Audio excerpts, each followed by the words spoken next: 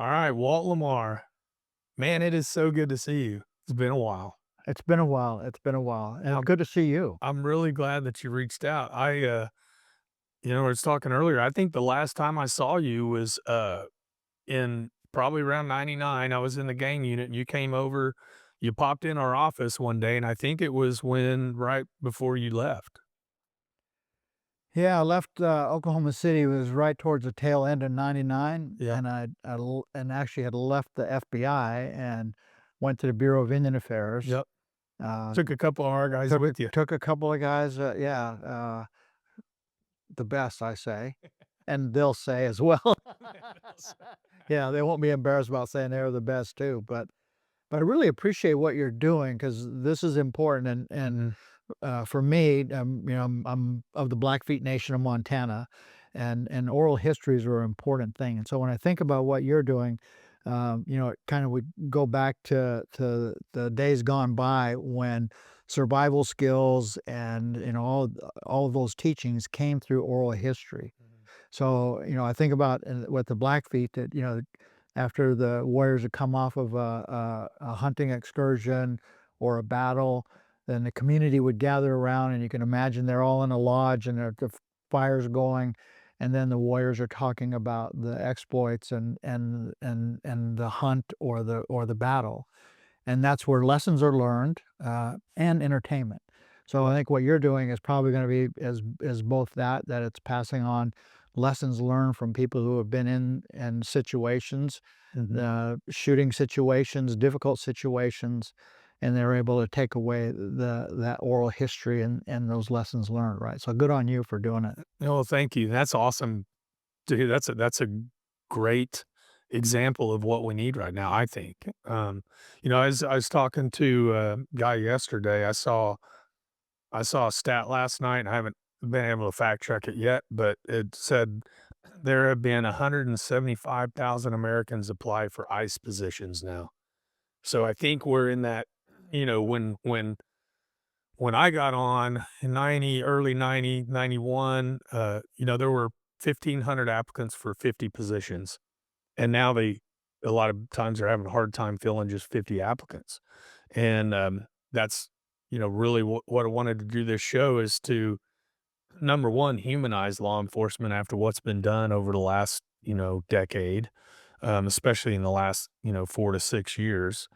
But also, maybe, I think we need the right people on the bus. And that stat I saw last night is an indicator that, okay, now we got people who want to be a part of this now. And people like you and stories like this, just what you just said, I didn't know that. But, after the warriors would go out, they come in and tell their stories. And that's what, taught the future generations. Oh, So, absolutely. well, man, I've always been a fan of yours ever since, when I first got on. I got on in 91 in Oklahoma City. Um, what I'd like to do, is kinda if you could give like a 2-minute cap of your career, where you started, and then to where you retired, and then, any awards that you had. I know you probably have so many awards that you don't even remember, but if you remember some of the ones that you can, and then we'll kinda go talk about your, what led you into law enforcement. Okay. Yeah. Well, as I mentioned, I'm from the Blackfeet Nation of Montana. I'm also of the Wichita Tribe of Oklahoma. So my dad was Wichita, my mom was Blackfeet. And my mom worked for the Bureau of Indian Affairs as a social worker. So kind of early on, we started moving. We were first in Montana, and my grandfather was actually a deputy sheriff of Glacier County, Montana. We ended up moving to the Wind River Reservation. My dad was the chief of police for the tribal police there. Then we went from there, and my mom took a job at Jicarilla Apache Reservation. Then we went from there to Albuquerque, then the Navajo Reservation, then eventually to Oklahoma. So I grew up all around Indian country for the most part of my young life, right? Um, I ended up teaching school on a Blackfeet reservation. And when I was teaching school on a Blackfeet reservation, I got interested in the FBI, and it was because, and in our community, there you don't see Uncle Bob's not an FBI agent, Mhm. Aunt Susie wasn't an FBI agent, the guy down the street wasn't an FBI agent. So we didn't really have any role models in that regard, right? So I Mhm. didn't really think about that as a career. And sometimes folks have said, was it a calling? Well, it wasn't really a calling. It was more destiny than a calling, right? Mhm. So I come down to Albuquerque my parents are there for a conference. And I get introduced to a couple of native FBI agents, one being Chuck Choney, who you've probably met, is from Mhm. here. And I got interested in it, ended up going through the process and applied and so on and so forth. I got selected. Well, at the time, when you get selected, you'd go back to the office you were sworn in at for 6 months, and then you'd go to a small to mid-sized office. Well, I didn't want to go to Butte for 6 months, so I moved to Oklahoma. I came back to Oklahoma. So it turns out I got into Oklahoma City, um, and I'm waiting and I'm waiting. Well, this was back during the Reagan era, and Mhm. there was a big hiring freeze. So I got right in the middle of that hiring freeze. So I'm waiting. I was doing some substitute school teaching, and the FBI called. Said, "Well, we can hire you on as a clerk." And tell you, and I said, "Yeah, sure, I'll do that." So I hired on in 1980, September the 15th of 1980, Mhm. in Oklahoma City as a clerk. Started out there, and it took me 2 years before I ended up getting the call to go to the academy. Oh, wow. And I went to the academy. And for me, it was interesting because of where I came from and because this had not been a calling. It wasn't something that I had thought of as a young child or high school, like a lot of folks did, right? This Mhm. was a calling, and they wanted to be an FBI agent from as far back as they could Mhm. remember. Um, and I got there, and they introduced everybody through the whole class. And as they're going through the class, this guy was an assistant attorney general of the state of Delaware. This guy was a district attorney, assistant district attorney at some place, and this, and on and on and on. One Mhm. guy was a rocket scientist, a real rocket scientist. And then they get to me, and I say, "Well, I'm a shop teacher from the Blackfeet Reservation." And the eyes turned on me, looking at me like, "Don't get attached to this guy because he probably won't be here very long, right?" So they go through the thing. So a couple days later, and that's how I felt. I didn't feel like I truly belonged Mhm. there. And I went out to the woods in Virginia in February. It's still kind of cold. Went out and I just curled up in the leaves and in the loamy dirt and cried like a baby waking from a nightmare. And I thought, it just isn't right. And it was at that moment, right, then that's when we all have that blood memory, that genetic memory Mhm. that we can that calls to us, Mhm. and it was right then I said, "This is it." Wow. Got up out of there, crawled out of there, went and, did really well at the academy. First office was San Diego, went from San Diego, and I went straight to violent crime, so I was working bank robberies, kidnappings, extortions. Wow. Went from there to San Francisco, went to a violent crime squad, so I was working, almost exclusively bank robbery. Mhm. Uh, then, I had an opportunity to go to Seattle and work on the Green River murder case, and I did that, and I was extended detail there. Back to San Francisco, then to Oklahoma City. So, you get in, there's in the FBI, they have, it's a lot of letters of commendation with Mhm. they come from the director. Mhm. So you get letters of commendation from the director or letters from your special agent in charge. So I have and I have to say, I mean, all modesty aside, I was pretty good at what I did. Mhm. So I Mhm. had all the way back from William Webster through William Sessions, Louis Free. So I've got commendation letters from them, and Mhm. then I have two FBI Shields of Bravery. So I got, and there was a point in time there was only two agents in the entire bureau that had two Shields of Bravery, and I had one from uh, my response to the Oklahoma City bombing Mhm. in 1995, and in 1995 I was involved in a shooting, um, and got a Shield of Bravery for that. And that's one we're gonna be talking about today. And that's what we're going to talk about today. So did when you were growing up, you said you did have some relatives that were in law enforcement, local law enforcement. Did that have a impact? Did you have at one did you think at some time that law enforcement may be a career or You know, and that's a really good question, and I've thought about it, and it's a kind of a strange thing that I didn't have, right? Mhm, So, mhm, I mentioned that my grandfather was a deputy sheriff, Fremont County or Glacier County, Montana. So my dad was a chief of police at Wind River. mhm, And so one of the things that I look back and I think about is I remember very clearly I was standing on it in his patrol cruiser. It was a 1955 Pontiac black, and I was standing on the seat next to him, and we're driving along, and all of a sudden this big black bird out of the sky, and it hit the windshield, and the windshield just cracked in every direction. Well, I'm a little kid, mhm, scared the crap out of me. But as he's hitting the brakes, he's got his arm on me and he's holding me back. mhm. And then once we pulled over and stopped, he reached around and grabbed me and he pulled me up next to him. And his Sam Brown was still pretty new, so I could smell the leather. Mhm. He's in uniform, the badge, the gun, and I felt probably right then as safe as anybody could ever feel. So, there's no doubt that I equated that safeness with Yeah. being uniformed law enforcement. And then not too awful long after that, we're in our house, and I've got three younger sisters, and we heard what sounded like gunshots close. Mhm. And he yelled at us to get on the floor, turn off the lights, and get on the floor. And we did, and he grabbed a pistol and he ran out the front door into the darkness. And that made a huge impact on me. I don't really know what happened after that or whatever. He ended up Mhm. coming back.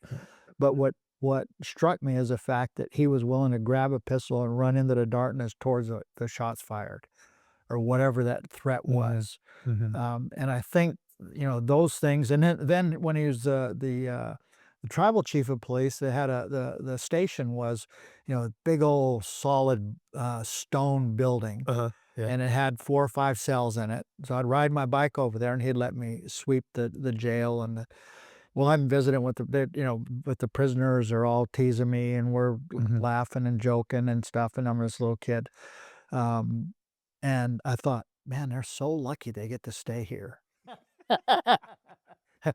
But but to this day, the smell of that jail Mhm. smells like every jail I've ever been in since then, going in for Okay. picking people for lineups and putting people in jail, whatever it is. That smell was always there. Yeah.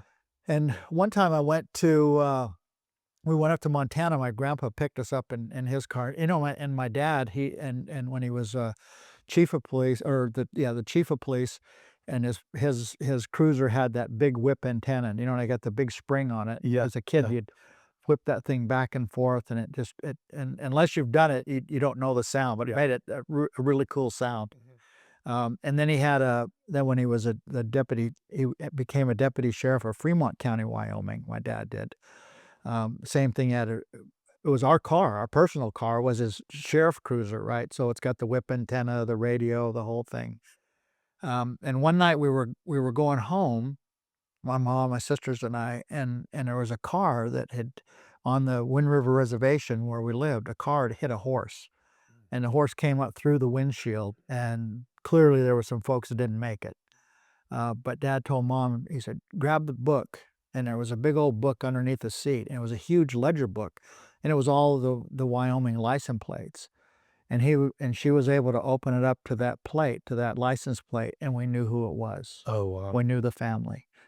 And I thought, that book knew everybody in Wyoming, Wow. right? And I was astounded, and we knew who it was before anybody else did Mhm. because of that. So those are the kinds of things I think that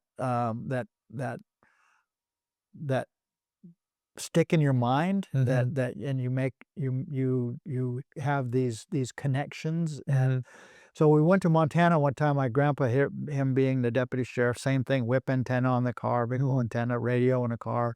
It's his personal car, is a green Pontiac, but he didn't have a pistol on. And I said, "Papa, where's your gun?"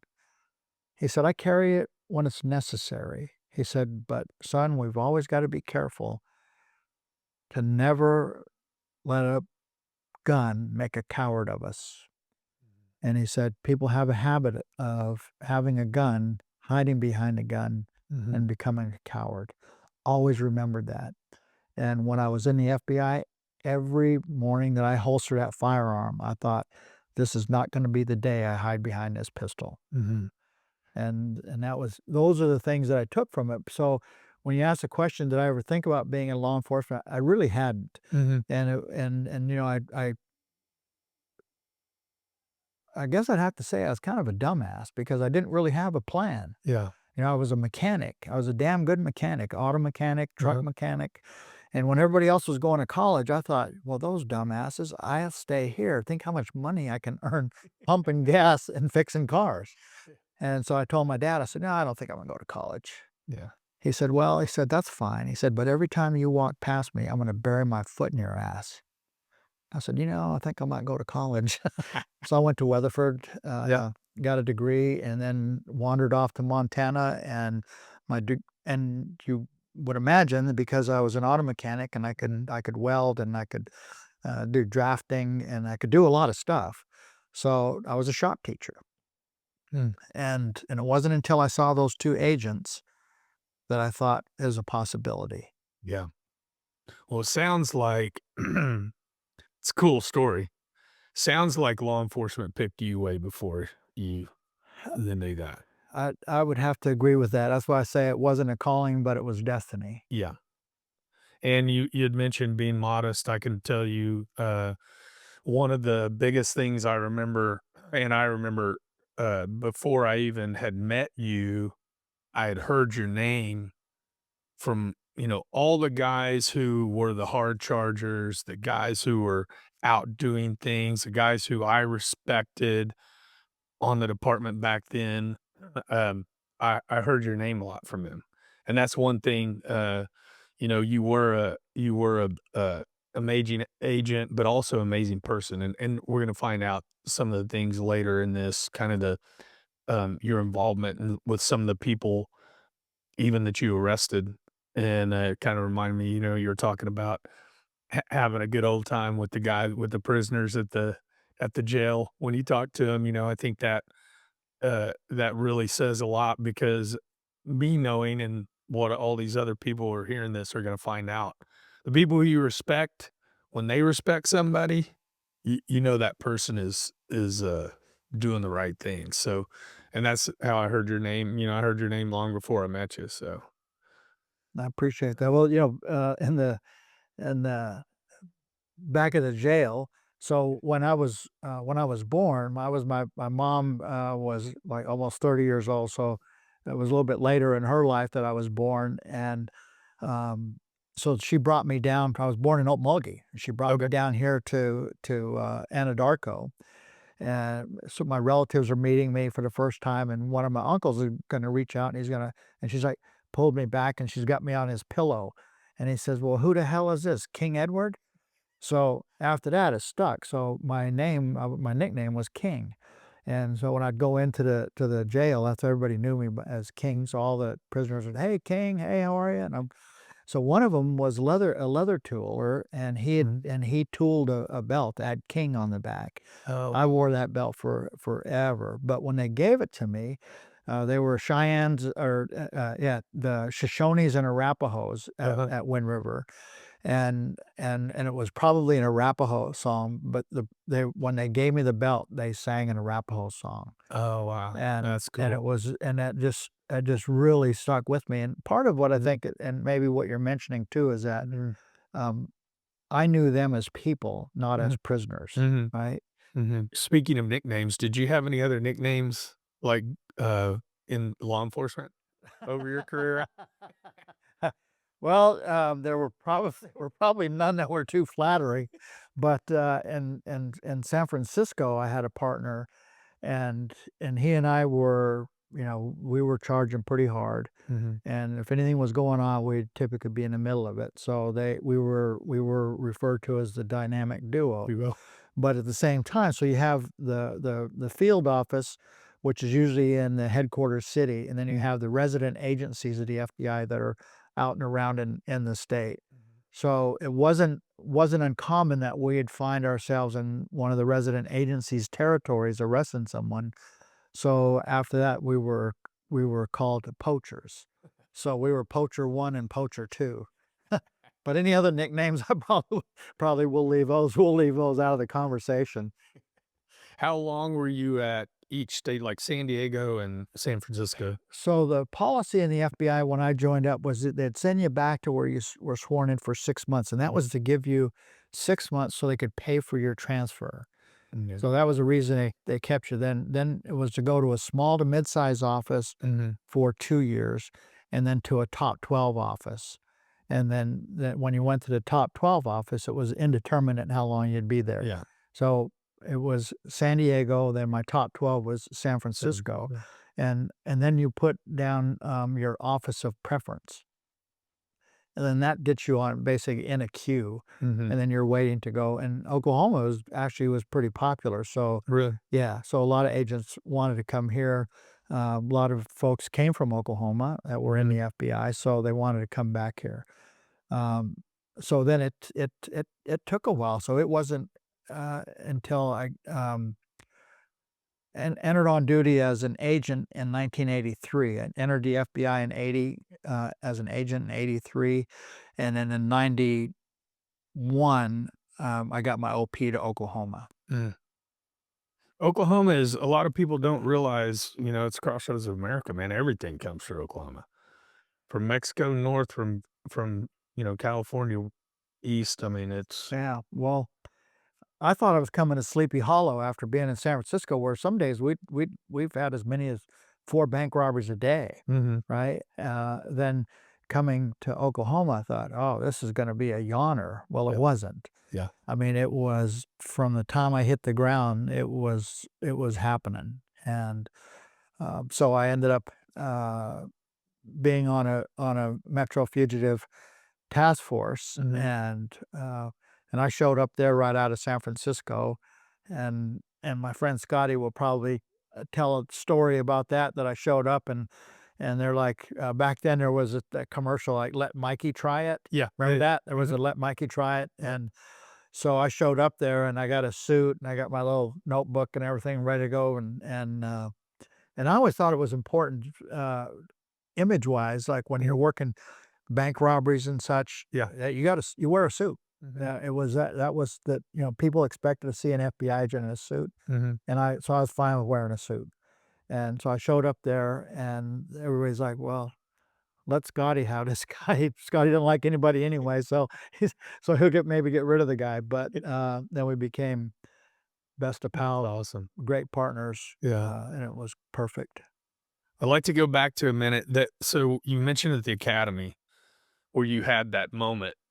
Um, was that pretty right off? I mean, I can just only imagine being put in that situation where you have all these people and you're thinking, "Oh shit," because I mean, I'll admit I have imposter syndrome. I always have. Yeah, I've had it with police. I've had it with photography, and so did that incident happen like right off 2 or days in, like 2 days days in? in, yeah, 2, 3 days in, I was curled up out there crying in the middle of the night, and and it's exactly as you suggest, it's Mhm, imposter syndrome. mhm. But I think that's innate in all of us, I do and too. I think I'd be a little concerned messing with somebody who didn't have a bit of imposter syndrome and thought that they were yeah, Yeah, and and we've run across those kind of folks. yes, and I tell I had a talk with my daughters one time, or one of my daughters about she was kinda going through something, and I told her about it, and I said, "The really thing is what you kinda worry about people when they don't have a little bit of something in there that humility that's telling them, uh, kinda just keeping them in check." But, yeah, and so that at that moment, you knew that, and then from that moment on, how was the academy?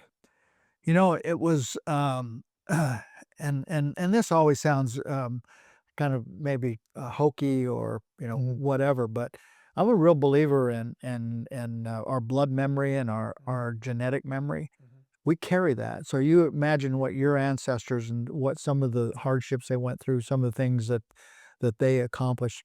Well, I had a great uncle who, mountain chief, who up until the late 1870s was still battling with other tribes on horseback, hand to hand combat and horseback. Carried a limp until 1943 when he died from a battle with the Crows. So you can imagine those folks just not that long ago. We see it as Mhm. Yeah. long ago history, but he died only 12 years before I was born. He told the stories of those battles to my grandfather. Mhm. So history wasn't that far ago, right? Mhm.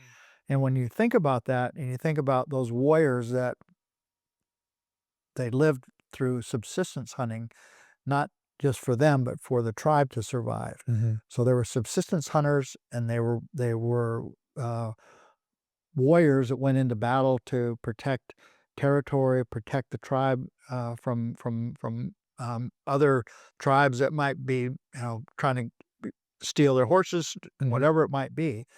So they had to have very keen sense of observation. A bent blade of grass, the way the Mhm. wind's blowing, how the wind smells, what's the clouds. I mean, every bit of their surroundings was taken in as observation. Mhm. And they had to learn that and they had to have that to be able to survive. One of the things that we lose, I think, is we lose that ability to hear that intuition, to hear what that inner voice is telling us a lot of times. Mhm. And I think that's where, and again, it sounds hokey, but when I was young and I had a dream and I was telling this Arapaho woman who was looking after us of what the dream was, and she Mhm. said, "You have a gift." She said, it may take a very long time for you to realize what it is. You may never realize what it is, Mhm. but you have a gift." So I always carried that, and I always carried it. And then what I realized one day what it was, is my gift was is I was able to let that voice talk to me, Mhm. that intuition, that instinct, and what that genetic memory brings to me. So all of us, that everybody has it, Mhm. but it's whether you let it talk to you or not. Mhm. So at the academy, I I started. It was a lot of intuitive. So I could already shoot because I shot pistols and shotguns and rifles before I went into the FBI. I was in good physical shape. I could do all the physical stuff very easily, and it turned out that I have had now that at 71, I'll have to say I had a really sharp memory. So I could remember things. So I could sit in class and not have to take notes. I'd remember what was said to me, and then I was able to concentrate more on what was being said than trying to write a note. So I ended up actually all the way through to the towards the end of the training. I was in firearms. I was right at the top, and PT I was right at the top, and I had the top scores all the way through till the last test. And a guy edged me out right at the last. If anybody would have said that before I went there, I'd have said there was absolutely no way on God's green earth because I thought I was a functional illiterate. Mhm. But turns out I was a little sharper than I thought. And that too goes with all of us, and that imposter syndrome where when we are concerned about whether we belong or not, we work harder to belong. Yes. And that's what I think pushed me harder and got me through the academy. And then when I went to my first office, after and being a clerk here in Oklahoma City helped me understand the function, how the office functioned, how things work, what agents did, what the support people did. So I got to San Francisco or San Diego? San Diego. I got to San Diego, uh, and my dad went out with me. Oh, that's Right? cool. He said, "I'll go with you," and I Mhm. said, and he had to help. Well, all the way back to the when I interviewed for the FBI. So I reach out to the recruiter Chuck Choney, and I said, "Hey, listen, man, I'm gonna go get I'm gonna go get interviewed." And he said, "Well, wear your best suit." I said, "Well, I kind of don't really have a suit." He said, "Well, wear whatever your best clothes were." My best clothes were I had a corduroy brown sport coat. I had a white satin vest. Don't ask me why the hell I had a white satin vest, but a white satin vest with the white pearl buttons. Uh-huh. I had a cowboy shirt. I had Wranglers. I had two-tone Tony Lama boots. Mhm. And 2 days before, I had gotten in a fight and had a black eye. So I went to my FBI interview with a black eye and dressed up in this urban cowboy-looking outfit, and it turns out that these 3 agents are sitting here, and they're and they said and they look at me, they're probably thinking, "Oh, shit, this ain't gonna last long," but they were dinking around with a camera, and they were trying to figure out how to get the lens off of it, Oh, yeah. and they're handing it back and forth, and I said, "What are you guys what are you trying to do?" And they look at me like, Yeah. "Yeah." I said, "Here, give me it. Let me take a look." So I take it off. I said, "What do you now you wanna put another one on? What do you" "Well, yeah." I put a lens on it, handed it to them. They said, "Well, how do you know how to do that?" I said, "Well, my dad was a photographer for the Navajo tribe." They're like, "Oh, well," then that started the conversation. Yeah. Then we got into a conversation, and then I ended up getting all fives on the interview. That's awesome. But the thing of it is I didn't really, I didn't know how to dress. I didn't even know how to tie a tie when I went to the academy, and about halfway through, one of the guys finally showed me how to tie a tie. And I got to San Diego, and I felt a bit like a bumpkin. And I'll say I'm not going to be weeping or crying here, but at 71, I do have a weepy old person eye, so which is a shits. So I get to San Diego, and and so my dad is with me, and it was an old school supervisor, and he said, gets one of the young guys, said, "Hey, Scott," he said, "I want you to take Lamar and his dad around and show them what we do here." So we're out riding around in a car, and a 91 new, which is a bank robbery, comes off on a radio, and the guy's racing, and he said, "This is a bank robbery. We're going to head to a bank robbery." Well, I'm armed and dangerous now. I'm ready to get into some shit. And my dad, he's not armed, but he's ready to get in some shit too. He's got that old lawman in him is Yeah. coming out, and he's thinking, yeah, we're going to be all over something. So we're both, all tensed up, ready to get after it. And anyway, we go to the bank, and we wander off because they're just doing interviews and stuff. But I'll never forget that supervisor for giving my dad That's awesome. that experience of adrenaline pumping, and then to see what his son's going to do and where his son's going to be working. So that was on a Friday. I went in on Saturday and started putting my desk together because I don't want to, be this new guy getting pencils and crap and trying to fill up my desk. So was getting my desk ready, and in the intercom in the office, a 91 was broadcast, and then the phone rang on the desk, and the clerk said, "We got a bank robbery out on Balboa. Can you handle it?" I said, "Oh hell yeah!" So I need to know where the keys of the car are.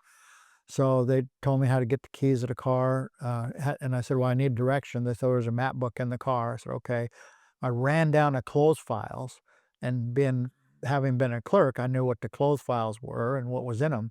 And I went through a bank robbery file to see what I had to do. There's a green sheet you have to fill out for the evidence. You got to get the because everything back then was film surveillance camera. So you got to get the film, you got to interview the victim teller, all of that was laid out in a file. So I looked at it real quickly, jumped in a car, threw the little Kojak light up, hauled ass at a bank, looking at the map book as I'm going.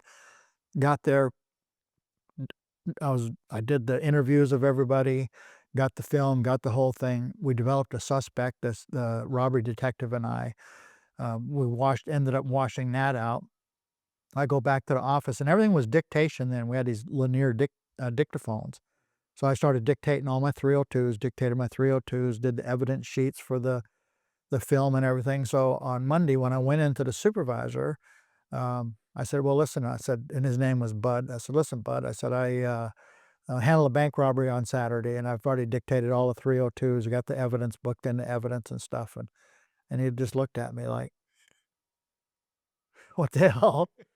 And right then, I knew that this is exactly what I was supposed to be doing. That's awesome. Yeah. Well, I can't imagine how proud your dad probably was at that moment being able to ride in that car with you. And I 100% believe what you're talking about, the blood and genetics. And I think a lot of times, if people can recognize it, that's what levels a playing field. It leveled the playing field some, but it also took me to another level in what I did working. Mhm. Because there's stories I could tell that you just say, "Oh, that's bullshit, Walt. That couldn't have really happened," but it did, and it was because I was able to let that instinct and intuition take over, and it put me in the right place at the right time. And then the training and mental conditioning that I was doing constantly, when I was in the right place at the right time, I did the right thing. That's awesome. What do you remember one of those stories? So, I think, there was, I mean, there's a a ton of things, but one of Yeah. them that always stands out is I was in San Francisco and I got a lead, and this guy had burglarized a school. What do you think? Seriously, why is the FBI got an unlawful flight to avoid prosecution warrant on a burglary of the school? Well, it was in Mississippi, and it happened to be next to the sheriff's house. Mm. So the sheriff was pretty pissed off that this guy burglarized the school next to his house. Yeah.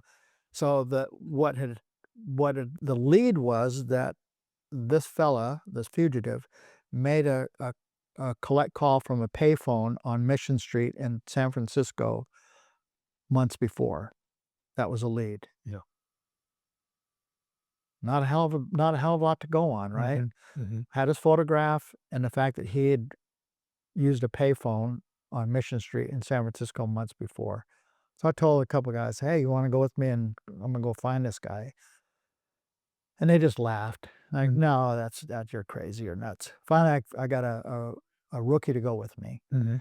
and we went out and we stopped off at one of the convenience stores in the Tenderloin in San Francisco, and the guy said, "I don't know, he looks familiar, could be," he said, "We see a lot of people, I don't know, but yeah, he kinda looks like he." So we went and we drove around the block, 2 blocks down, parked, got out, walked half a block, turned up, walked half a block, and the guy walked right by me. And I said, "Johnny Merrill, you're the unluckiest son of a bitch I've ever met in my life," as I was hooking him up. Mhm. And it was a guy. Well, you think about that. You think about what are Mhm. the odds in a city that swells of 4 million people a day, the odds of being at the same place at the same time as one other person. And that person was there at the same place at the same time. So what you think Wow. about is you think about, well, um, is it luck? Is it, is it coincidence? But when you think about how this all works, and if you're listening to instinct and intuition, and you're observing, and you couple that with what you experience. So I knew the Tenderloin was a place where people would gravitate to that were on the run, that hang out down in the Tenderloin. So you already kind of know that up front, right? And I'm thinking that, and you're thinking about all of those things and all that keen sense of observation that these warriors had that came before me, and that same kind of observation is becomes innate, right? We just don't listen to it, see it, or hear it. But if you let it come through, because I believe that something took me there, not just happenstance or coincidence. Mhm. So another one, not too awful long after that, a guy had been arrested by the San Francisco PD 6 months before, and back then it would take a while for the printed fingerprints Mhm. to get back to DC, get classified, get into the system. Then it ended up matching up to this guy, and they send a lead out saying this guy's wanted for murder out of Arkansas. He got arrested in San Francisco PD.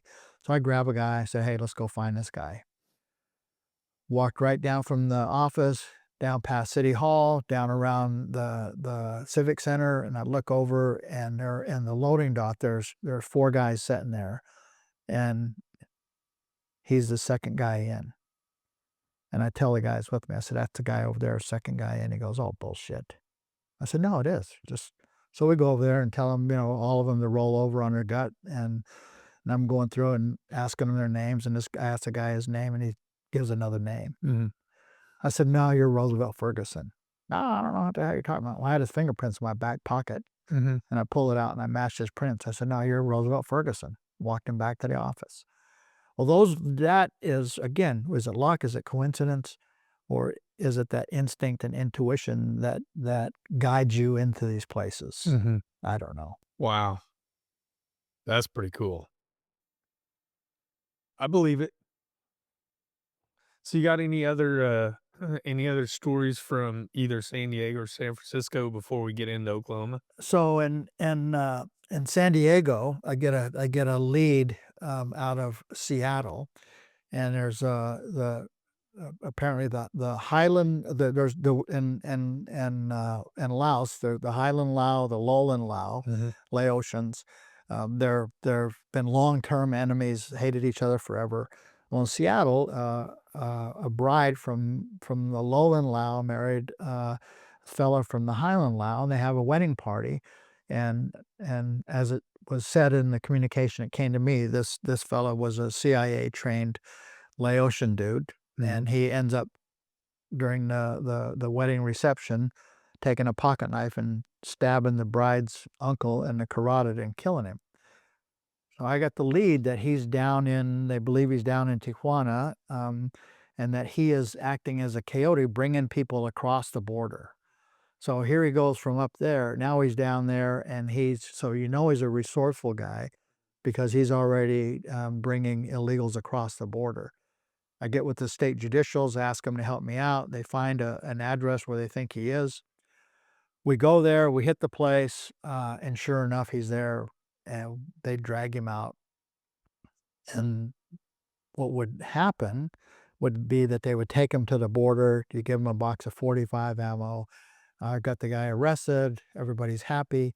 Well, in this case, they had something else to do. I don't know if it was work stuff or what I had no idea, but they're under no circumstance they're telling me, oh, they taking him to the border. So they said, you gotta take him. Well, I can't take him. So I tell the guy, I say, listen, you want to stay here with these guys? And they'd already kind of cuffed him up a little bit. And he says, no. I said, you can go with me. He said, okay. So I open the trunk, put him in the trunk. We go across the border and go through customs. They're like, "You have any fruits, vegetables, anything to declare?" Nope, not a thing. Drive on. I got like this Laotian dude in the trunk. Go back to the office, and that's a whole other story. Once I get to the office, convince somebody that I have a fugitive Laotian in the trunk. But CIA trick? CIA trained little murderous Laotian in a trunk. So I get a guy that comes down there, and it ended up being this guy, Jerry Dove, and he was eventually killed in a shootout in Miami. But Mhm. he's like, well, what do you got? And I said, well, I got this little CIA trained murderous Laotian in a trunk. And I said, I need you to cover me because I could pop the trunk open and he might spring out there and kill us both. He just says, he laughs and he said, come on, Lamar, what the hell's going on? I said, no, seriously. He still doesn't believe it, but he's covering me. We pop the trunk and get this little Laotian dude out. So it was, and there were, it was there when I started. It was like it just hit the ground running. It was just one thing after the other, and the cases and fugitives finding fugitives, and it was.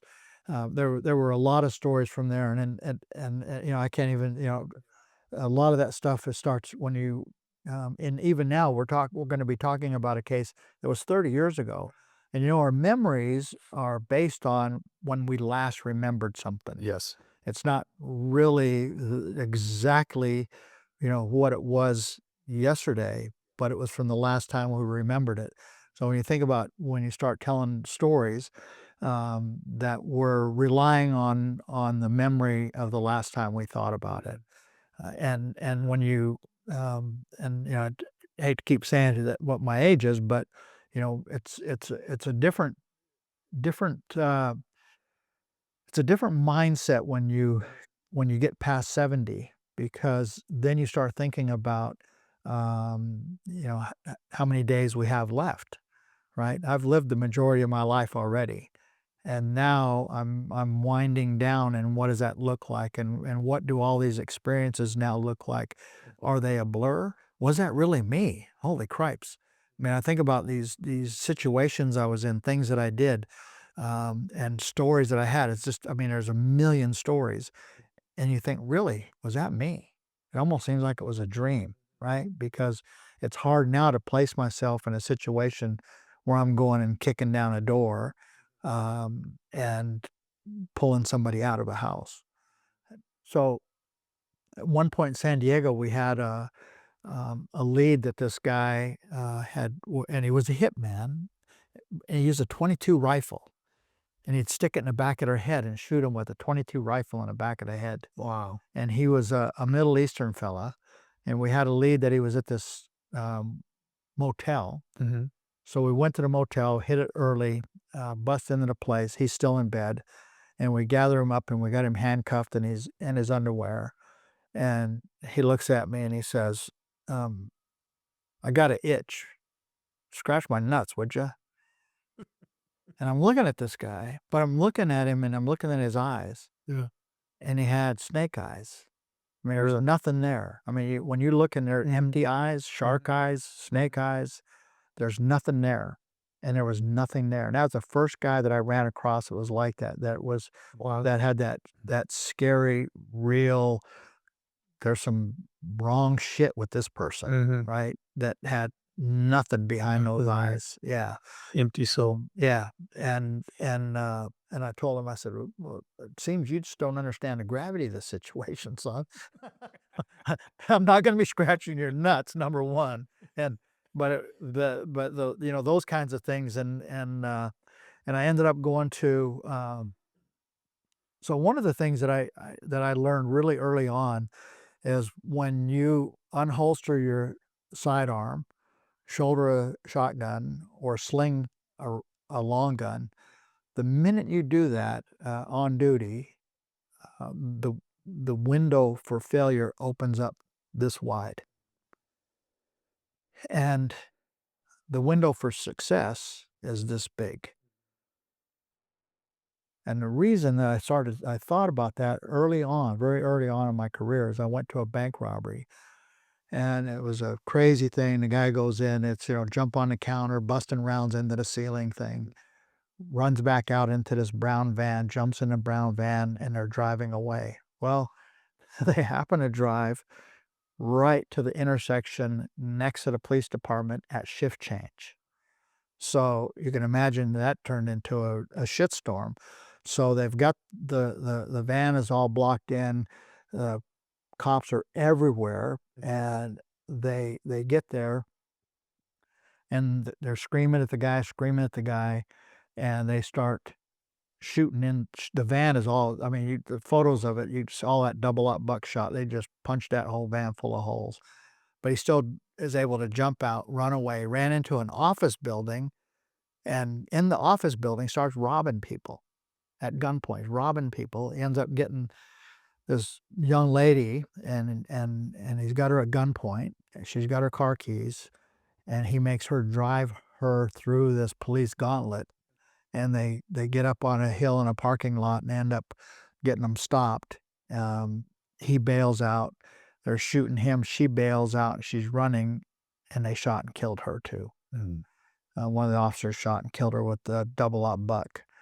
And so right then, I realized that Mhm. as soon as those firearms are out, the opportunity and the window for failure is that big. And Mhm. it turned to shit in an instant. Mhm. And a hostage was killed. Never forgot about that. Thought about that every time that I went out, thinking about the window for failure is huge. The window for success is small. So it's all about constant mental rehearsal. I mentally rehearsed everywhere I went. Mhm. And I was probably shit company for my wife and my kids because I was constantly looking around. I was constantly thinking about, well, what if somebody came running through that door right now? They got a ski mask, they got a shorty shotgun, they got, what am I gonna do? What am I gonna get behind? And then I'm gonna, what am I gonna be yelling? What am I gonna, so you go through all constant mental rehearsal, Mhm. and it's constant conditioning of your mind to be able to react and respond so that you're able to get through that small window. And then you're working out, and then you're training with your firearms, you're doing all those things to get mentally and physically conditioned to be able to crawl through that little window. I was gonna bring that up earlier when you mentioned, preparation. I've always been a strong proponent for visualization. In fact, yesterday we talked about it in an interview I did. I We're talking about the importance of it. My daughter, I started a company with my daughter called Operation Halo, and it's online training safety training for young women 13 to 18 plus, and she's teaching the courses that we're writing from law enforcement officers and, you know, psychologists and stuff on all this different stuff. And we did a podcast on visualization about, you know, at a stop sign. And I've always when I was, you know, when I was hitting houses where I was in impact, and well, I think we hit over 400 houses in a couple of years. You know, I'd fall asleep at night to that. So I was running through my mind. I was wondering what your thoughts on that were. So If and that's where that separates, so one of the things that I, have often thought about and have recognized is cop eyes, that that good cops, really good cops can see things that other people can't see. They just don't see it. Um, and my partner, Scott Cannon, he had those kind of eyes. He could see things that other people didn't see, and that's why he was such a great fugitive hunter, because he could see those things that other people didn't see. And that too comes from that visualization, that mental rehearsal over and over, and seeing all these scenarios, seeing all of these different scenes. What are you gonna do? How are you go And sometimes it's almost like you're a dog when it's having a nightmare. You're sitting there thinking, and you're in a car, and your arm is going like this, so you're like a dog scratching at the seat or something, yeah. because you're actually living through it. Your heartbeat quickens, your senses get it more acute, and you're just visualizing. But you have to do that, because when the real thing happens, uh, and that too is, I think, a real strange thing when I talked about having a shield of bravery from the shooting that we're gonna talk about. Um, it's almost embarrassing that you take a medal for bravery, because there's no bravery involved. When when things happen and the shit's hitting the fan, then you go into autopilot, and what you go into is what you have conditioned your mind and conditioned your body to do. The muscle memory, that visualization, that you everything is already in there, and all it does is it just kicks into gear, and it takes care of everything. And if you haven't done it right, then you're gonna pop into that huge window of failure. But if you've done it right, you're gonna be able to crawl through that little window of success. And it's that all of those things combined, the cop eyes and the mental rehearsal, the visualization, as you say, the physical and getting ready. And so when it happens so quickly, and there's no room for bravery or fear. Mhm. It just happens. Yeah, that's one of my favorite quotes. I have it on all my emails, but it's a little tagline. We don't rise to the level of our expectations, we fall to the level of our training. I firmly believe that 100%. So I'd like to hear when you went to Seattle on the Green Hill Green River. or Green River. Yeah, could you have any just stories from that or? Well, okay, everywhere I went, I got stories, because I was, like I said, I had the ability to be in the right place at the right time on a lot of different things. So I'll tell one that was not particularly a Green River thing, but I'm on this task force, right? And I'll say, and you'll have to forgive me, because I can bounce around a lot. I get Yeah. No, bounce here, bounce there, ping pong around. But we had a mainframe, an IBM mainframe computer, and that thing filled up a room, and we had to have a special air conditioned room for that. yeah. Basically, what it could do is not maybe what our phones can do now, Yeah. but it was a huge thing at the time. That was one of the biggest learning experience I walked away with from that. And so one day I was in there just goofing around on this mainframe and running search strings. And that, that's something that the technology of the day back in '86, we could go sit at our desk and do any of that kind of stuff. None of that stuff could be done. So I was looking at a report, and we were getting reports at the Green River Murder Task Force from all over the state, and in some cases all over the country, about rapes and murders and anything that might come close to fitting the MO of the Green River murderer. Well, I ran across a report of a rape, and the guy that committed the rape was driving a blue van, and he bit a woman's nipple off. So I did a search string, blue van, nipple. I put together 6 cases in the Pacific Northwest where a blue van and this a guy had bit the nipple off of a woman, and during the course of a rape. Wow. And I learned that the value of being able to have access to volumes of information, but more importantly, being able to search it, being able to search that and condense it into something that was usable. But I was over in Spokane, and the task force guys had all gone out on a camping trip, and I got a call from an informant. So, as some law enforcement folks do on occasion, I went into a strip joint with some guys one night, and we're in there, and one of the strippers came over, was talking to me, and she said, "I know you guys are all law enforcement." She said, "Are you working, or are you just here having a drink and looking at titties?" I said, "Well, we're just here having a drink." And so she and I started visiting. Well, she says, "Well, what are you working on? Why are you here in Seattle?" Because I told her from San Francisco. She said, and when I told her, and this was partially true because I worked with a friend who, there was this guy who was luring young women, on the pretense that he was recruiting models, to travel to Indonesia and elsewhere, photography models, and then they would never appear again. They were gone. They're basically into sex trafficking and internationally. So I went to an undercover thing in San Diego. We actually went to a Frank Sinatra concert undercover, so we could go meet this guy and meet his little cadre of folks and stuff. So there was some truth to it, and I tell her that I'm up here and there's a guy that is trying to lure girls that are working in the clubs and prostitutes, and claiming that they're going to go to Indonesia or elsewhere. It could be. And she goes, "Oh my God, that son of a bitch." So I said, "Well, here's my number. We'll just stay in touch." Well, then she became my informant, and she was involved in the organized crime with the prostitution, a certain ring that they go up into Alaska and down south into San Diego and this whole circuit. So she was providing me information on organized crime that I was providing to the organized crime squad. Well, one day she calls me and says, she said, "I'm dating a guy," and she said, he said he's a DEA fugitive, and this is what his name is. She gives me his name.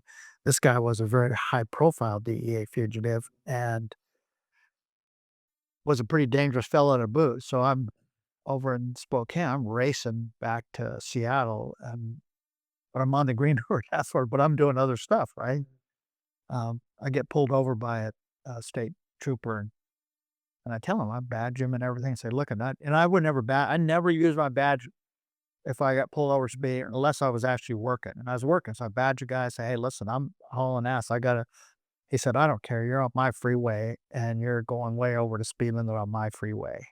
And I said, "Well, number one is ain't your goddamn freeway, but if you're gonna write a ticket, write the damn ticket because I gotta go." They wrote me a ticket. So I took off and went. Get over there and gather up some guys, and sure enough, we go out and we bagged this guy. And he was a big time DEA fugitive. And so it was just it was a great sideline story to work in the Greenville murder case. And that trooper, he got his ass in a sling too. But so in another deal, there's trying to talk about this one without there was a one of the task force agencies had a guy who they thought was out on the strip, um, visiting the prostitutes, but he was claiming that they were informants.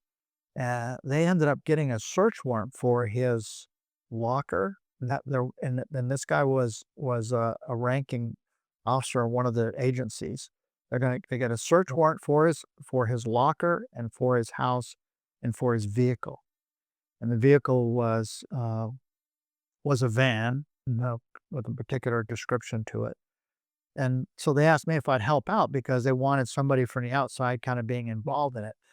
I said, "Well, whoa, whoa, whoa, whoa, whoa, hang on here a minute." I said, you're going after one of your own. You better have this, every I dotted, every T crossed." I said, "I'm going out on a strip and I'm going to ask, the girls out there, about the van, about this stuff, about, all right, no, no, no, no, you can't do that because the guy, a lot of these girls, he knows them. They're. I said, I don't care. I said, I work for the FBI. I don't work for you guys.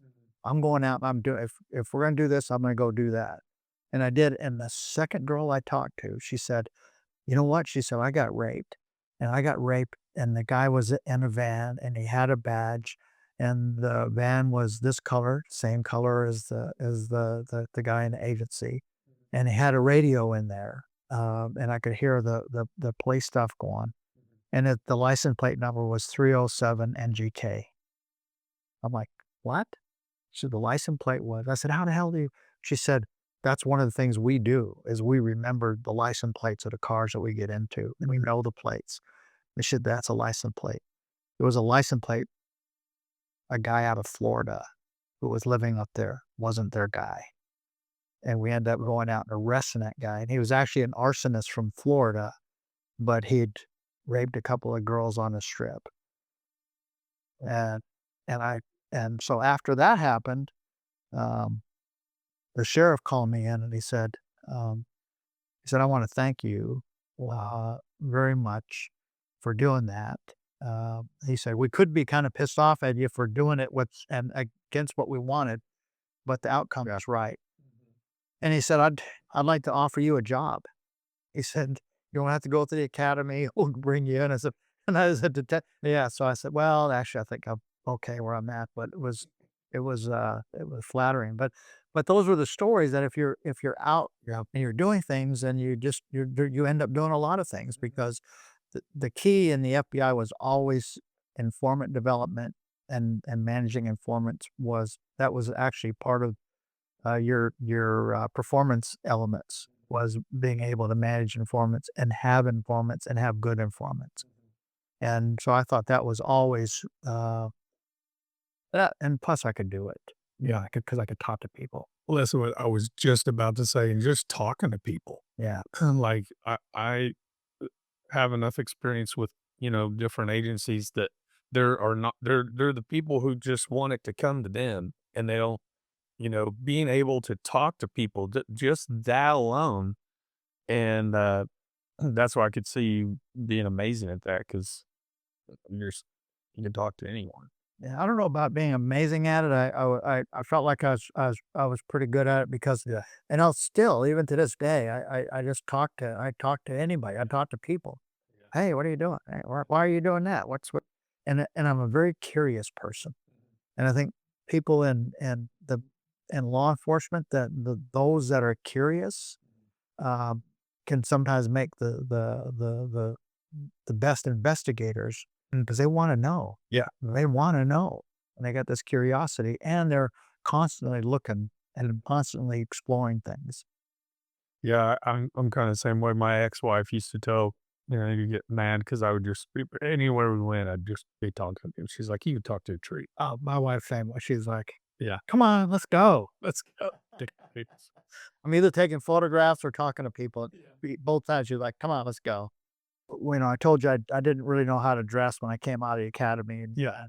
my dad took me and bought me a suit when I went. Got a navy blue pinstripe suit, and he took 5 of his ties and he tied them. So I just loop them Oh, over yeah. and do that thing at the academy. And somebody finally taught me how to tie a tie.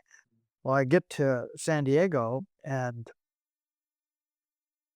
I think, well, I got to go get a couple of suits. So I go to the Seven Seas, and they cater to sailors and Marines. And there's this pretty attractive blonde. Uh-huh. And she says, you looking for a suit? I said, yes, I am. She said, you've got a really nice physique. And she said, you'll be easy to fit. I'm like, oh, okay. She brings out this cream color suit, lapels out to here, big wide pant legs. And she says, turn around. She said, you don't mind me saying, she says, you have a nice ass. You look great in that suit. I'll take it. She said, you know what? You might look really good in a lavender one. I said, I'll take that. So I got these lapels out to here, big old one. And then she sold me some two-tone patent leather shoes. I was thinking, Can't get any better than this. I'm looking good. Wait till the guys at the office see me. Oh, you can imagine. Oh my God. Oh, they were raising hell and teasing me. And one of them said, "You gotta go change. You can't come over like that." Well, one of the guys that was a really sharp dresser. I mean, really sharp. So he took me up to the Ascot shop in La Jolla. This is 100% pinpoint cotton shirt. This is that. This is surgeon cuffs on a suit. This is, and he got me lined out, and he taught me how to dress. But he was there on a hardship transfer because he had open heart surgery, and he was maybe 30, mid 30s or something, but he had open heart surgery. So he got a hardship transfer to San Diego so he could go out and run year round and exercise and take care of himself for his open heart. So Bureau would do that for folks at the hardship transfers. So one day, and it happened that I stayed out late the night before, young single guy, and I was tired because I always usually drove. I was always a driver, but Sam was driving that day. We had to go all the way up the ocean side. So we're driving back, and I'm half asleep, and I hear this broadcast from the PD, and I don't know what, because I'm not a cop. I don't Yeah. understand really exactly what the numbers were, but they're broadcasting this, and they're looking for uh, a white over orange Volkswagen van, and they called out the plate. And what I said earlier, the plate that I was remembered was that one is NGK 387, and it was the van. I look up and I'm half in a stupor, and there it is. And I say, Sam, that they're broadcasting that bolo. There's the van right there. And he's like, "Oh, you're shitting me." I said, "No, listen." They broadcast the plate again. He looks, he goes, "Oh my God, it is." So we get behind it. We call the office, say, notify the PD that we're right behind the van they're broadcasting a bolo on right now. And here's where we are. So we're driving, and they're calling, relaying the back and forth. Now all of a sudden the guy knows that we're there, and he starts going faster. We're going faster. Now we're going faster and faster. Now the van's going, he's hauling ass in this van, and we get a motor officer behind us. Then we get a black and white behind us. So now we've got lights all going behind us. Then we get another one behind it. Now we got the Sugarland Express. Lights are starting to show up everywhere. And we're still in the lead chasing this guy. And we're saying, can you find out what it is that they're wanting them for? I'm imagining there's a dead body in the back. There's God only knows what this guy has done or what's going on. So we're chasing it. And now we're in downtown San Diego. And then this old lady's starting to step off the side of the street, and I'm like, "Oh my God." And we got around her. But now I'm thinking, Jesus, what if he has a heart attack? He's had open heart surgery before, and he's trying to, so now I'm sweating the heart attack thing. We get going, we get up, guy gets on the freeway, he bails, runs across the 6 lanes of freeway. So we bail, run across, dodging cars, get across, and Sam goes down, and he's running down because the guy is running down the on ramp. I go straight down off the side. And there's ice plants out there, and I'm sliding on the ice plants. And I was wearing loafers, which I learned never do that again because I ran out of my shoes. When I first came over the end of the freeway, I ran out of one of my shoes, and I slide down the ice plant, and I was carrying a 2x2 pouch, and it snapped my pouch, and I lost my ammunition going down, sliding down the side of that hill. Get down, and the guy's coming running at me, and Sam's right behind him screaming, "Freeze, freeze, freeze." And Sam was able to push him, and he pushed him up against the concrete, and where the freeway comes up. So I'm standing, and there's this much of the guy's face that's showing. But as he's running towards me and Sam's behind him yelling, I'm screaming, "Get your hands up, get your hands up, I'm going to shoot." And I was carrying a Model 66, and I'd had the action worked on it. So it had a pretty smooth trigger on it. And I started squeezing because he went down to his waist. And I mean, it's that close to popping one because I know he's going for a gun. But his hands come back up. Sam pushes him against the thing, and he's right here. So I kicked him in the face and knocked him back. And he was dazed then. He wasn't doing anything. Yeah. And Sam's got his arms behind. Well, that motor officer got there by then. he's handcuffed the guy, then he starts to screw his head off. So I figure, well, we probably better leave now before the guy's head gets screwed off. And we're heading across, and we're going across the freeway. And I get my shoe, and um, one of the guys, cops, yells out. He says, "Hey, who are you guys anyway?" I said, "Lone Ranger and Tonto." We got our car and hauled ass out of there. But it was a lot of lessons that came from that too. And that's that whole thing about having the mental conditioning and then to be able to that I didn't pop the guy Yeah. because it came really close. Oh, yeah. And I just knew he was going to come up with something, and it was that shoot, don't shoot. Mhm. So every time that you go out, if you don't walk away with some bit of a lesson from what you just did, then shame on you. Yep. Because everyone has a lesson. And so what was he wanted for? Yeah, I was gonna say, what was it? He was a weenie wagger. Oh my god. So what he was trying to do is his pants were still unbuttoned, and when he went down, he was trying to get To get his pants. yeah, Oh my gosh. yeah, he almost got killed for it. Wow. That's crazy. So we're in San Francisco, and the dynamic duo, we'd always end up at so there's a hijacking at the airport. So we race down to San Francisco International, get there, we get directed to where it is, and we're two of the first guys there. We run down, and there's a couple of cops, and this guy's got the fire axe, and he's holding it over the captain in the cockpit. So these two cops are there, and they got one of them is sitting right up here close. He's got a close shot. The other one is just standing back down in the aisle. So I relieve this guy, and then now I've got the shot. So I'm from here, probably from here to you. Well, kind of a dumb thing on the way out there. I don't know what possessed me, but we always carried our and we could carry a 357, but we had to carry 38 rounds for the first six.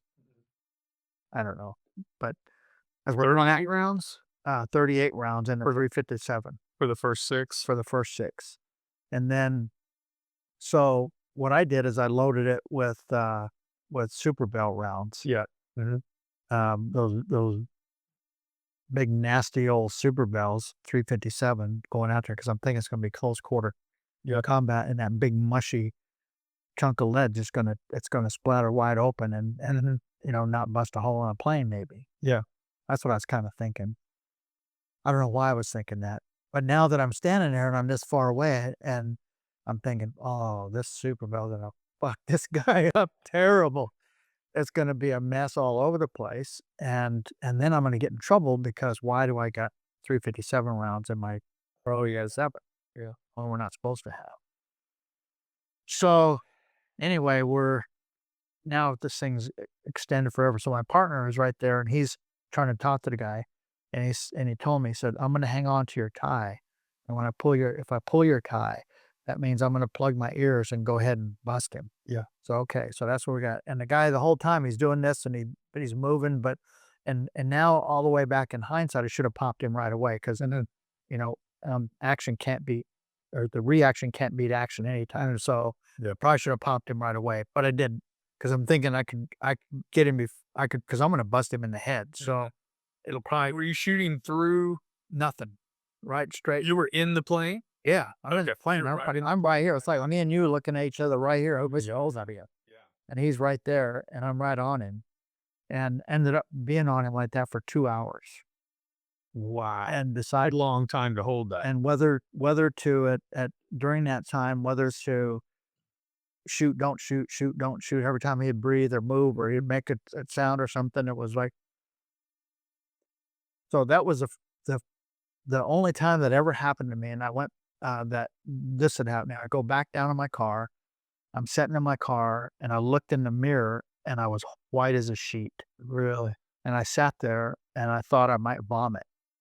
And then took a couple deep breaths, and I was okay, but I was just white as a sheet. And after that adrenaline pumping that long, it just it took a real toll on Did you eventually shoot him or no? no, no, no, we ended up finally we finally no, we fi he it ended up that, we went ahead and just rushed him and took the axe away from him. Oh, okay. I had one time where Anticlimactic. I had, well, no, but holding that for 2 hours, I had one out of, when I worked Hefner. I got a call one night on a domestic, and the guy was beating shit out of this girl. I get to walking up to the apartment, and it's up a flight of stairs, and so I'm, like, halfway up the stairs, and this girl bolts out. She's beat up, starts running out. Well, I grab her and throw her behind me. Well, the guy comes out with a knife coming after her. So I draw on him, start giving him commands. He stops, uh, starts backing up. Well, and she, of course, jumps on my back. So luckily, I had another officer there pretty close.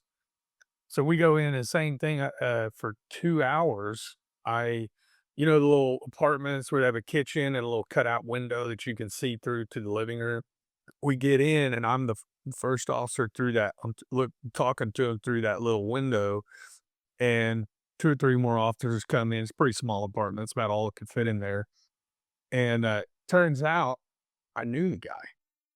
I'd known him not very well. I knew him in passing. He was a friend of a friend that I'd met, a few months before, only one time.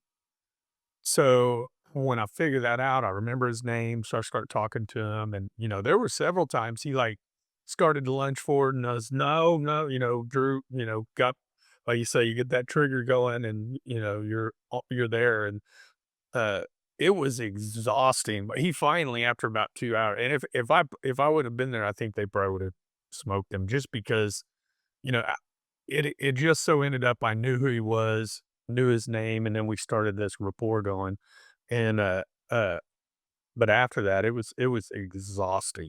I remember getting done with that, and I was just like it was pretty early, and I think it was, like, maybe 10 o'clock at night, so I went on at 9:30 or maybe it's 11, and by the time we got done with that, I felt like I'd worked 3 shifts. So, Oh, go ahead. yeah, that's just well, you were asking about, uh, San Diego, and, occasionally we'd have these big takedowns. So the Mhm. drug squad's working a big conspiracy case, or they decide they're gonna take it down.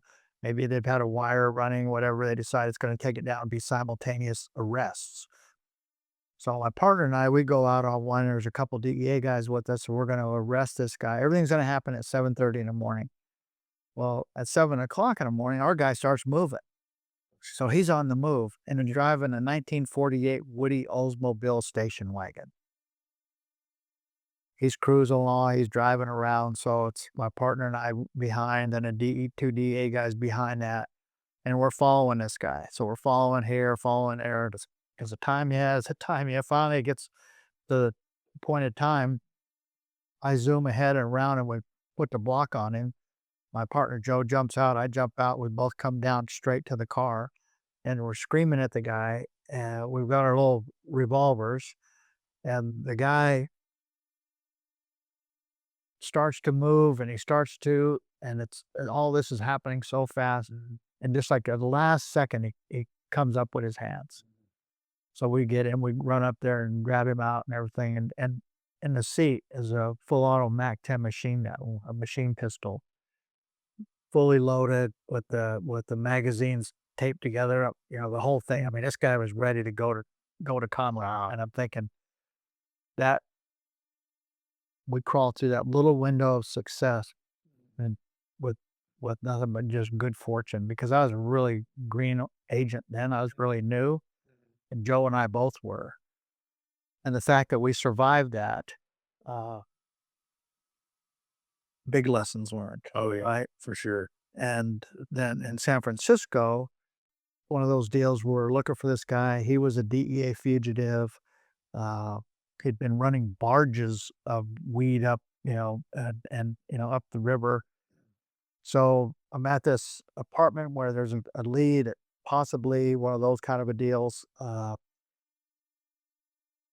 And I had a squad mate with me, and she was a tall blonde. She dressed to the nines always. It was St. Patrick's Day. She had on a green dress, high heels. The guy goes walking by. We had one U.S. Marshal with us, and I'm showing a picture to the guy, the manager, and he goes, "Oh yeah, that's him. He just walked by. He's in room 213."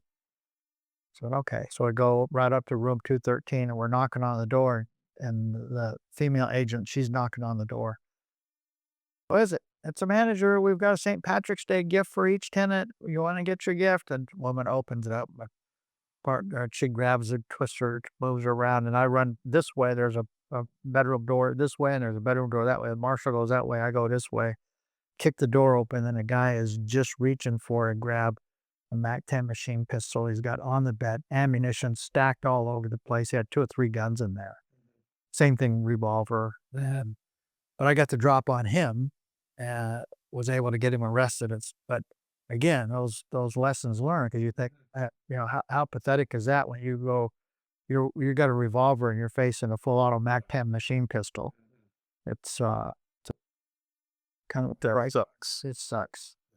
But it really didn't, because crawl through that little window successful. They were all happy, and then later that night go have a beer and laugh about it. So Yeah.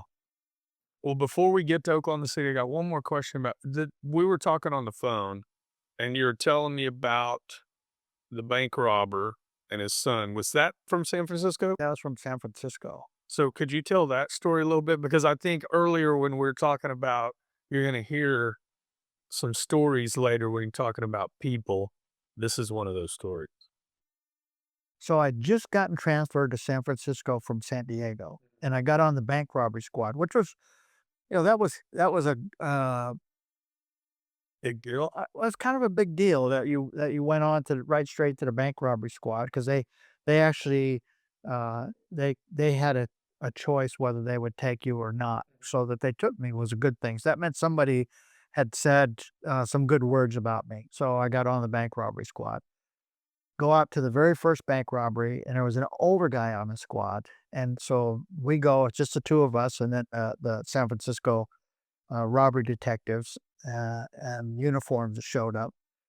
And it was just typical note job. Guy comes in, I got a gun, and didn't display a gun, but I got a gun. It's a robbery, blah, blah, blah. I got the money. And in San Francisco, back in the day, they had the Rat Packs. The Rat Pack was electronic beepers, and they would get activated as soon as they'd go out the front door of the bank. So he had a Rat Pack. He races out of the bank, runs across the street, and it was actually a 35 unit, a police car, their plain clothes, and almost hit him. And he did one of these, the O.J. Simpson flies on the car.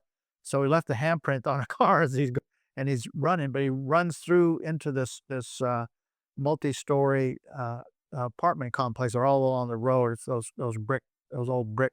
I wouldn't say brownstone, but like Yeah. Yeah. he runs through the courtyard.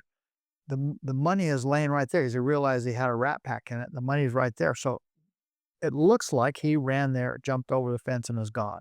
That's what the detectives had concluded. That's what this agent that I was with, he figured the same thing. I said, oh yeah, the guy took off running. So I asked the old guy, I said, we were just going to do a neighborhood. He goes, man, I'm going back to the office.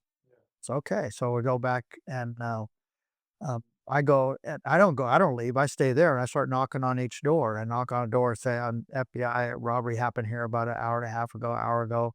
Did you hear anything, see anything? No. Who lives next door? They tell me. I had no knock on the door.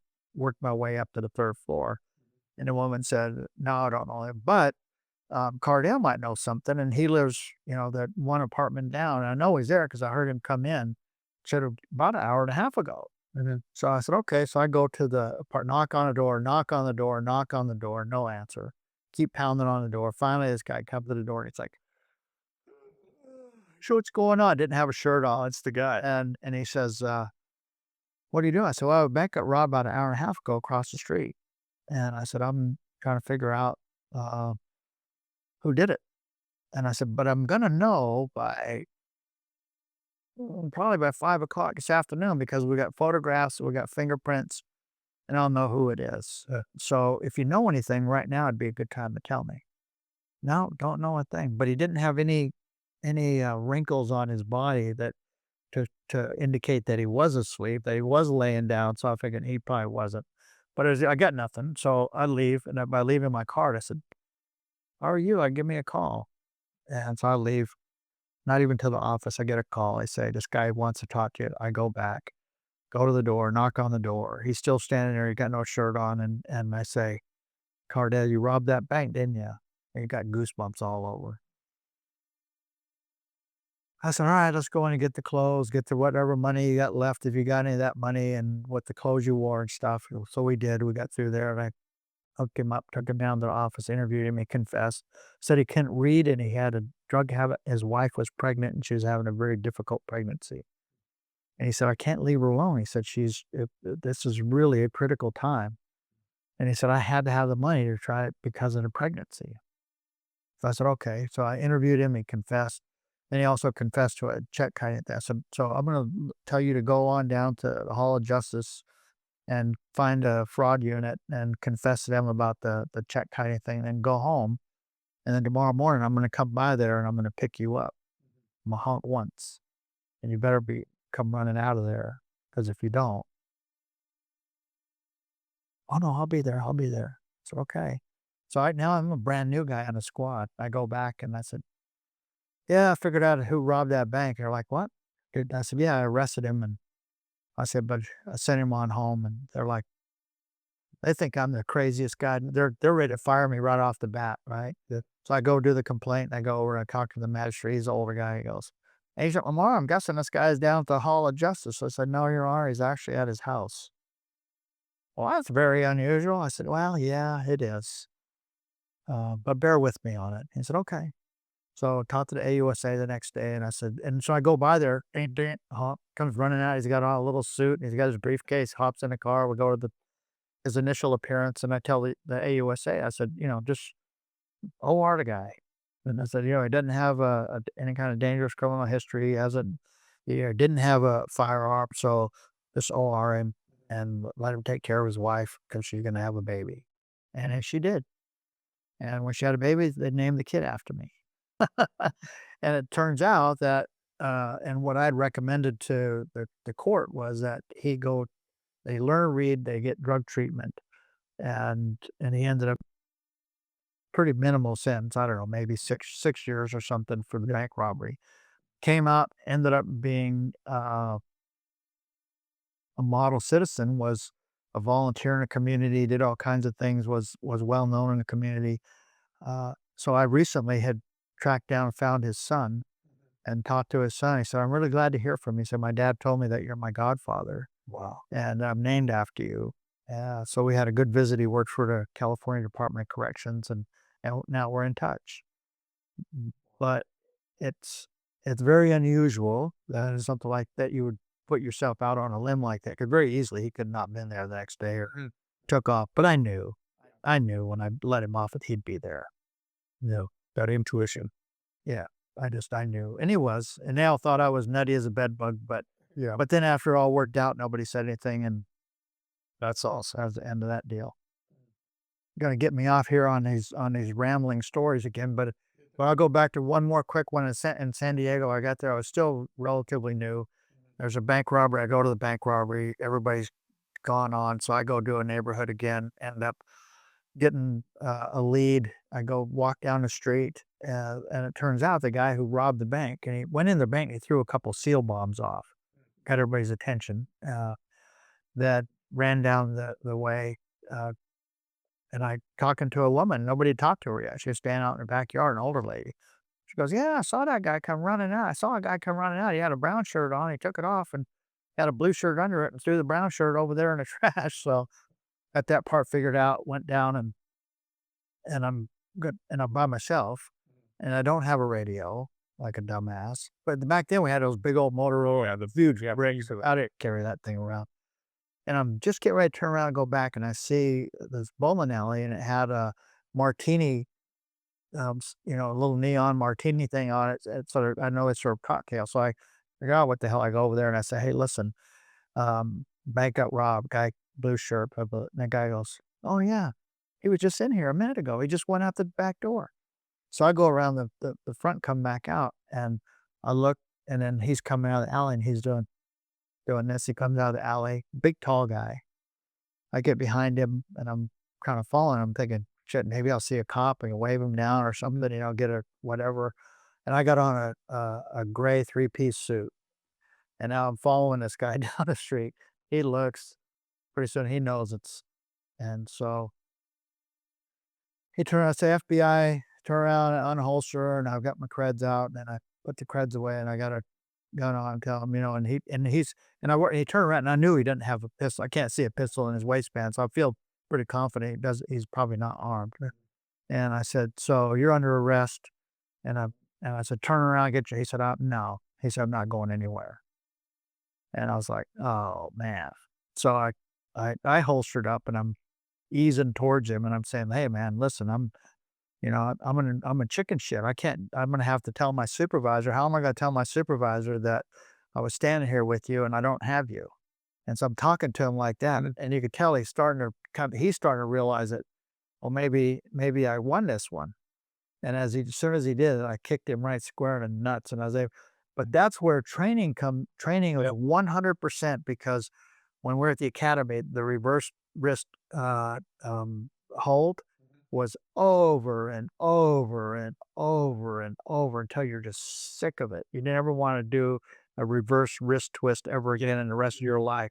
And it happened like that. I snatched him and had him like that and had him and was able to twist him right down to the ground and handcuff you. That's right.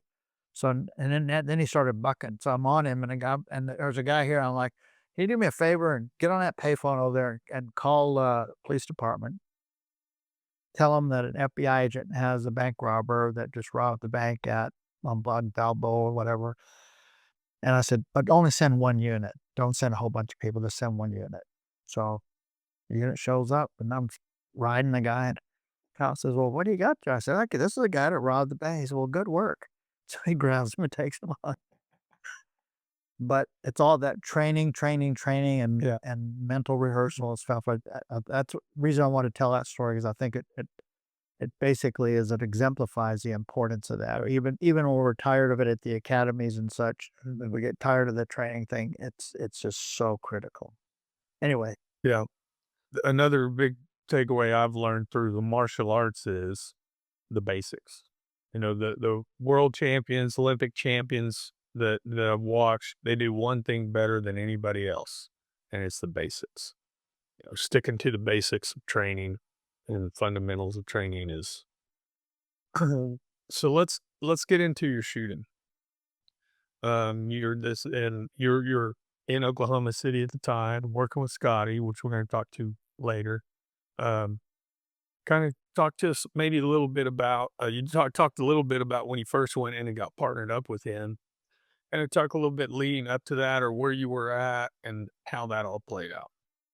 so the U.S. Marshals had a fugitive task force here in Oklahoma City, the Metro Fugitive Squad, and it was during a time that was, uh, and I guess it was just competition between the marshals and the FBI because the marshals wanted our fugitives, which was unlawful flight to avoid prosecution, the UFATs. Well, that was a bread and butter for the FBI for years and years and years, and that was an important part of what the FBI did was the unlawful flight to avoid prosecution fugitives, top tens and so on and so forth. So it was a big deal to us. Well, they wanted it and they were trying to get it. They were trying to get the fugitives away from the FBI's. So they started this fugitive task force. Well, that kind of flies in the face of what, the FBI's goal of continuing to keep the fugitive thing. So they sent me down there. So I got sent down already on kind of enemy turf, right? I'm going into a place where I wasn't really welcome. And I show up and I've got on my suit because I come from San Francisco and I believe that FBI just should wear a suit. And I wore a suit. Came in there, I got my little notebook and they tell me I'm gonna be working with Scott. Scott looks at me and is like, "Oh God." But we ended up, did a couple of arrests, a couple things, and then we started meshing, and then it just then we were true partners in our work. And we had a friendship and kind of that relationship along with the work relationship. So we had a great relationship. So we did a lot of stuff together, arrested a lot of people together. And it was a good combination. I think that the we both had our own separate skills, then bring those separate skills together. It I think it made for a pretty formidable team, uh, and so I feel like we were very fortunate that it worked that way. Um, You don't get many opportunities like that law enforcement had a partner like that. now.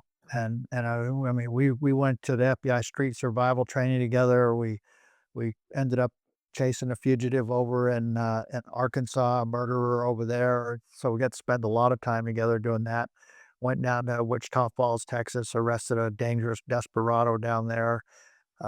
It was, yeah, we had an opportunity to get to do a lot of good work together, and it was fun because we like being around each other. So, and we'd laugh and enjoy each other's company. So it was a good deal. But the so to go back to 1993, so the shooting happened in 95. In 1993, I got assigned to the the the gang task force, Oklahoma City gang task force. It was kind of the same thing. It's like that, like, oh, here comes another FBI guy. They're just want to get the stats, and it's not like anybody's looking with open arms when we show up, right? So I go up there. There's a crusty old lieutenant, and he goes, "All right, Mister Phoebe, what are you going to do for us?" And so I said, "Well," I said, "what's the biggest problem you got?" He just kind of snickered, like, "Oh yeah." He said, "Well, he said the Oak Grove Gangster Posse Crips." He said, "We had drive-bys, we had a firebombing there, and a baby was burned up in it." He said, "They got open air crack cocaine sales. First and the 15th, it's a traffic jam out there, people buying crack cocaine." Yeah, I'd say that's our biggest problem we got. And I said, "Okay, I'm on it." He just left, and I left. He went back to doing his thing. So I left. I went right straight out, and I showed you a picture of their signature wall. So I was kind of like, well, thank you guys for giving me the target list. Yeah. And I went back to the office, and I got with our guys and said, I want a car equipped with audio and video. Well, that was an easy task back in '93. So they had the big VHS recorders in the trunk, two of them, and then they were able to wire them up, so they were able to power them up. Then we had a camera in the glove box, had a camera in the passenger door, and a camera in the driver's door. Big deal back then in '93, and then we had all the audio and the roof of the car, and then so we had audio and video, really, really high quality too for the time. And ran a car out there, had an informant just buying crack and buying crack and buying crack, and we were over at the horse stables where we had a motor home over there, so we had had a little assembly line. We get the pictures and print the photos of the people who were in the car and had this whole protocol that we did. And then I realized that that case meshed with one of our drug squad cases, a big conspiracy case that John Hersley was working. So Hersley was working that, so we melded those two cases together. We ended up doing a big, but I drive through there, an '87 T-Bird was my bureau car, and there was this guy, and I'd see a big smile. He's always just happy, and nice looking guy, and I'd drive by and I'd point at him, and I'm like, "I'm gonna get you." Yeah. But he didn't know that I was the law. Yeah. He just thought I was trying to look for crack or something. So Yeah. anyway, the day happens, I get him, and I'm end up interviewing him later. Well, we got all these guys on videotapes. You just plug in the tape, and there they are doing the deal. So there's not much defense to that. So he had his attorney, and the attorney is going to tell him what all attorneys tell him. Well, don't talk to these guys. Just keep your mouth shut. So I said, you know what? I said, that's about the dumbest advice you could give anybody right now. I said, see the tape, see that guy? That's the guy right there. So dumbest thing you can do is tell him to keep his mouth shut. But that's okay. And I told him, I said, that's okay. I said, I'm gonna give you my card. I said, I think I care about you more than she does. So if you want to talk to me, then give me a holler in a couple of days. He gave me a call. We talked through it. We worked it out.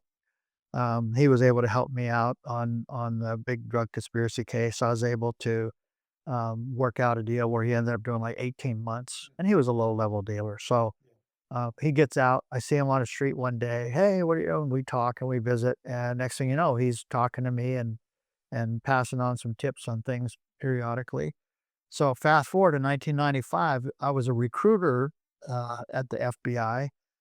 So I had a nice office. I didn't have cases. It was, it's kind of a nice little break. And I get a call probably mid-afternoon from Spider. We'll call him Spider. He calls and he says, I know this guy. He's crazy. He's on escape status from the Oklahoma Department of Corrections. He's got a gun. He's waving it around. He's dangerous as hell. He's going to kill somebody. And he's going to be at my house at 9:30 tonight. So I called Scotty up. I said, "Hey, Scotty," I said, "here's the deal. Tell him a deal." So he rounds up some guys. So now we're out there and we're waiting for the guy to show up.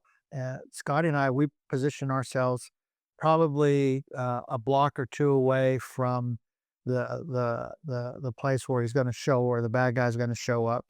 Um, and we're sitting there, and we got another guy from the Department of Corrections, and it's 30 years ago now, so I can't even really remember who all we had out there, but I remember the one guy from the Department of Corrections because he was an interesting character, a good guy, great guy.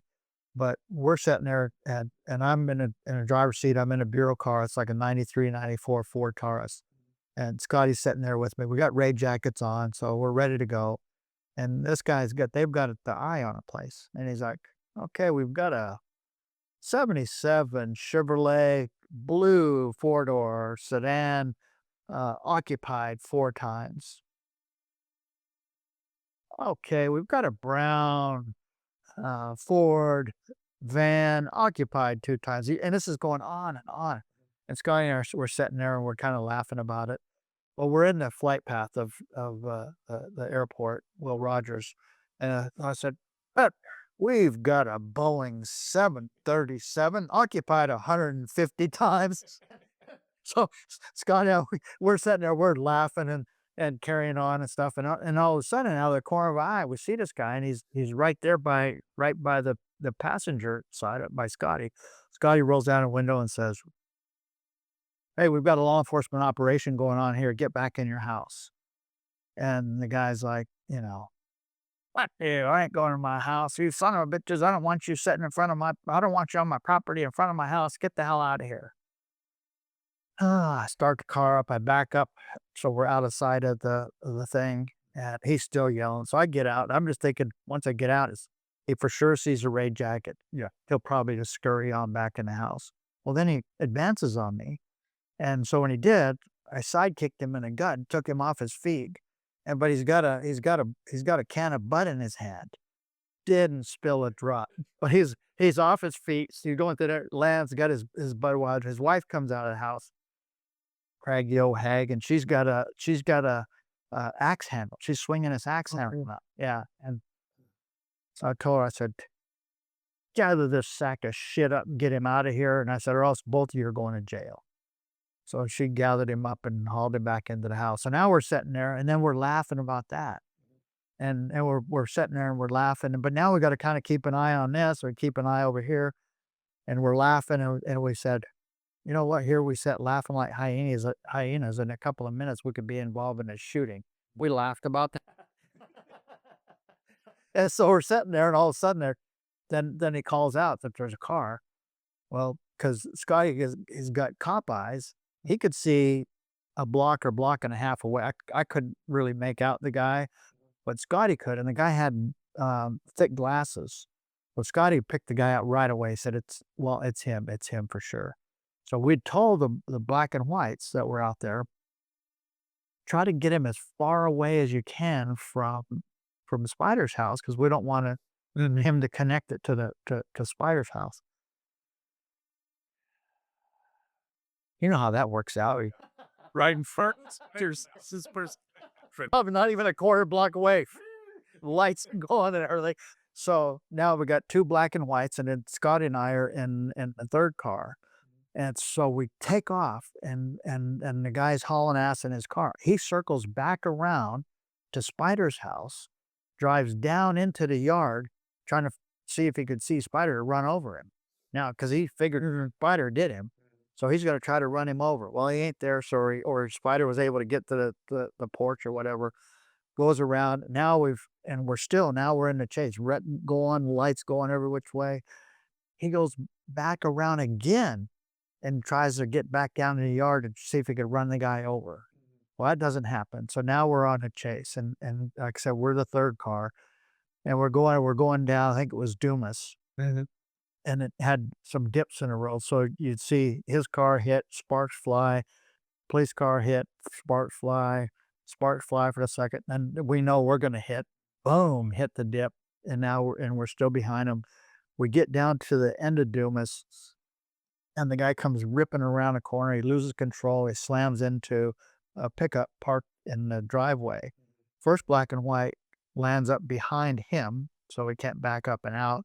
Guy bails out of the car and he's running down the street. The cruiser in front of us is right there with him, and he hangs a left. He's running down a sidewalk. That cruiser is going to cut him off, and does. Well, then it caused him to jump over this chain link fence, and I don't know what are they. They're maybe what 3.5 feet, 4 feet tall, something like that. So he goes over. When he goes over, you see the pistol because it's a silver pistol. You can see it. So I know he's got a gun. So I just figure, and I've mentally rehearsed this and over that if a guy's on the ground with a gun, I'm not going to leave that 3,000 pounds of protection unless I have to. It doesn't make sense to, right? So I figure, worst case, I'll make a hood ornament out of him. And I go through the chain link fence, which was pretty odd because somehow the fence lifted up and everything lifted up and over. And then when we got through it, it went right back to where it was. So we go, and then, but the downside to this whole idea of staying with the car as long as you can, when you hit grass, it's a whole different situation because then you lost control. There's no brakes. So we come to a sliding stop. We run up against, and what stopped us was a kid's swing set. And we get up in a swing set. Well, before we got to that point, he turns and he fires on us. So, um, see the muzzle flash, then fires again. So he fires 3 rounds our direction. Then I bail out, and it's between the 2 houses now, and I know that there's response coming from the other side. So I'm screaming, "Gun, gun! He's got a gun!" I'm screaming as loud as I can, "Gun, gun! He's got a gun!" And I'm right behind him, and then in between the houses, there's that little section of chain link fence that it usually goes between the houses. So he goes up over that, and he's now running towards a response. So I'm thinking before he gets at a corner, that I let 3 rounds fly, and then he goes down. Uh, I get up over that little fence and going towards him, and and I don't remember who it was. Somebody came up and we got him handcuffed. Um, and for that, I don't know, 20, 30 seconds or so, I didn't see Scotty. And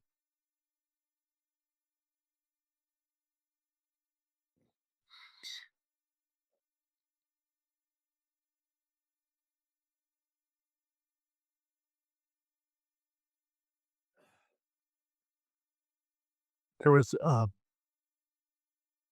I'm sorry, but it was a moment of just sheer panic because in my, how fast your mind can move. And in my mind, I could see Scotty sitting in the car. Then he got shot. And I figured what if he got killed? And all of a sudden he comes around the corner and he's right there. And I'm like, oh, thank God he's there. Right. And so now I'm holstered up and I'm standing on this side of the guy, and Scotty comes up on this side of the guy, and he goes like this to do a double high five. And so we double high five over the guy who's landing. And Scotty goes, nice shooting, Tex. And so anyway, then the guy, he's down there, he's squawking about something and making noise and everything, and it and I could see because he's laying face down and his shirt was up, and I could see there was he was bleeding from like in the middle of his back. So I figured got him in the back, a back right in the back, and he's gonna die.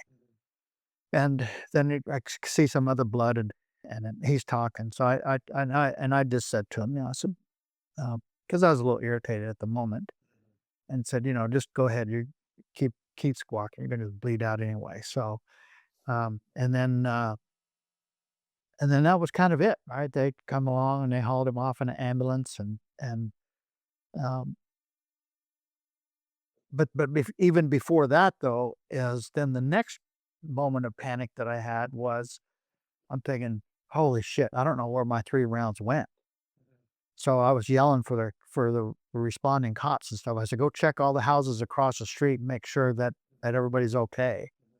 I had this sheer panic that I could see that a round went through a window and killed a kid sleeping in their bed, and so I had that vision. So I'm yelling at them, "Get check all the houses, check the house." They go do that, and guys hauled off an ambulance. We go around towards the back, and then they cleared for the residents to come out, and they came out in the back, and it was like the dad and then these three step kids, little kids, and they're all like, "Freddie," they're looking for the dog, and you look and you can see that the chain is over here, and then the chain is gone, and Freddie's under the car. Oh, and like, oh shit, we killed Freddie. And so it's like the kids all in unison. Like, oh my God, we killed Freddie. And so now this thing's going on and that so but one of the things that I did, and then it's not accepted protocol, I'm guessing. And I'm not an expert in shooting investigations, law enforcement shooting investigations. But um, we went back and we walked and then the complete scene, where it started, when it went through, and we walked all the way through completely so that I could get fixed in my mind what happened. Mhm, Because this is all in a matter of seconds. mhm, And what I said earlier, talking about bravery and fear, there's no bravery or fear that happened. It's all mental conditioning and physical conditioning and mental rehearsal and mental preparation, what you're going to do in situations like that. And that just kicks in and your body takes over, your mind takes over, and it happens. And it's all the things that you hear about too. It's when I fired those 3 rounds, it was like they were, 2 blocks away. We just heard boop, boop, yep, boop.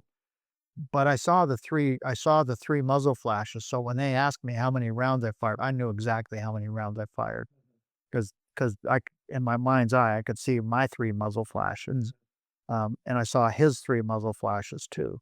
But Scott and I walked through the thing, the car's still sitting there, doors are open, the Kojak lights still go on, and it's kinda hot outside, so the everything windows are all steamed up in the car as it's sitting there. Now then, the evidence response team is getting there from the FBI. The responding officers have crime scene tape hanging from everything they could hang it from, so there's all this crime scene tape. Cop the overheads are all flashing all over the place. The TV crews are over here. They got the street all lit up. And Scotty and I, we sat down on the curb and we were just sitting there looking. And Scotty goes, "We caused all this." And we're sitting there, we're both looking at each other like, "Oh man, what a deal." yeah, So as we're sitting there, then and it was like a movie, right? There's one of the cars and the headlights are shining back down the street this way, and a silhouette comes walking out of the headlights and walking towards us. So I stand up, and now we're kind of eyeball to eyeball, and it's our special agent in charge, Bob Ricks. He walks straight up to me and he goes, "I thought you were the recruiter."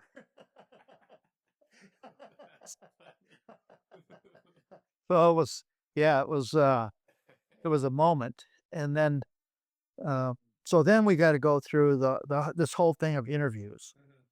So the FBI interviewed me, probably homicide detectives okay, interviewed us, and so when I get interviewed, well, years before I had arrested a guy, and this was a big, huge case, and a couple of top 10 bank robbers. This guy went by Wile E. Coyote. So I ended up interviewing him. He was an old time, real criminal guy, mm, right? Old time, a lot of prison time, the whole thing. So when I was interviewing him, he said, he said, there was a time, he said, I was in Seattle and I wanted back in 66 or 68 or something. And he said, I'm in a bar, standing by the jukebox, and I see these 3 guys come in. I know they're cops. And he said, I don't know if they know I'm there, if they're looking for me or not, but I got a warrant. And he said, they start coming towards me. I said, I know they know that it's me and they're gonna arrest me. So I go for my gun. they go for theirs first. And he says, then I see muzzle flashes. And he said, and everything's in slow motion. He said, I could Mm. see the cylinder turn, click. And he said, when the hammer dropped, there was a flash between the barrel and the cylinder, and then the muzzle flash. This is all while he's getting shot. And he said, I was thinking to myself, I never realized that there was a flash between the cylinder and barrel before. And then turn, click, dot, fire, turn, click, stop, fire. Three of them firing at one at him. And then he saw all of a sudden it's click, click, click. And he said, "Oh, I got him now." And but he couldn't raise his arm up. And then he looked at the floor and he realized why he couldn't raise his arm up, because his blood was pouring out of him. He'd been shot 13 times.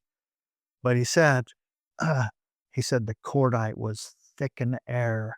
He said, I could smell it, almost taste it. And I thought, man, that's a cool line right there. Coming out of this old timey crook, the cordite was thick in the air. And I was like, damn, that's cool. I mean, even though cordite hadn't been used in ammunition for, Yeah. I don't know, what, 50 years or something before that. But I thought it was a cool line. So when I got interviewed by the FBI, I said, and I did, when I got out of the car, I smelled the gunpowder. So that reaffirmed, I already knew that he fired at us, but when I smelled that, it was like that. That's just more reaffirmation, right? All in this split seconds. When I got interviewed, I said I got out of the car and I smelled cordite in the air. The agent who was interviewing me, he's like, he said, "Wow," he said, "That's amazing that you're able to smell that." But then your senses are like, oh yeah, they're totally, everything's going 150 plus, sight, sound, smell, everything is, and then that whatever that phenomenon is, which I don't know or understand, is Psychological fast. why you don't hear the rounds popping off, that your ears aren't, even after my ears weren't ringing or anything like that. But About 175 beats per minute, your heart rate, then your brain starts shutting down your entire system for survival. And that's what I was going to ask you.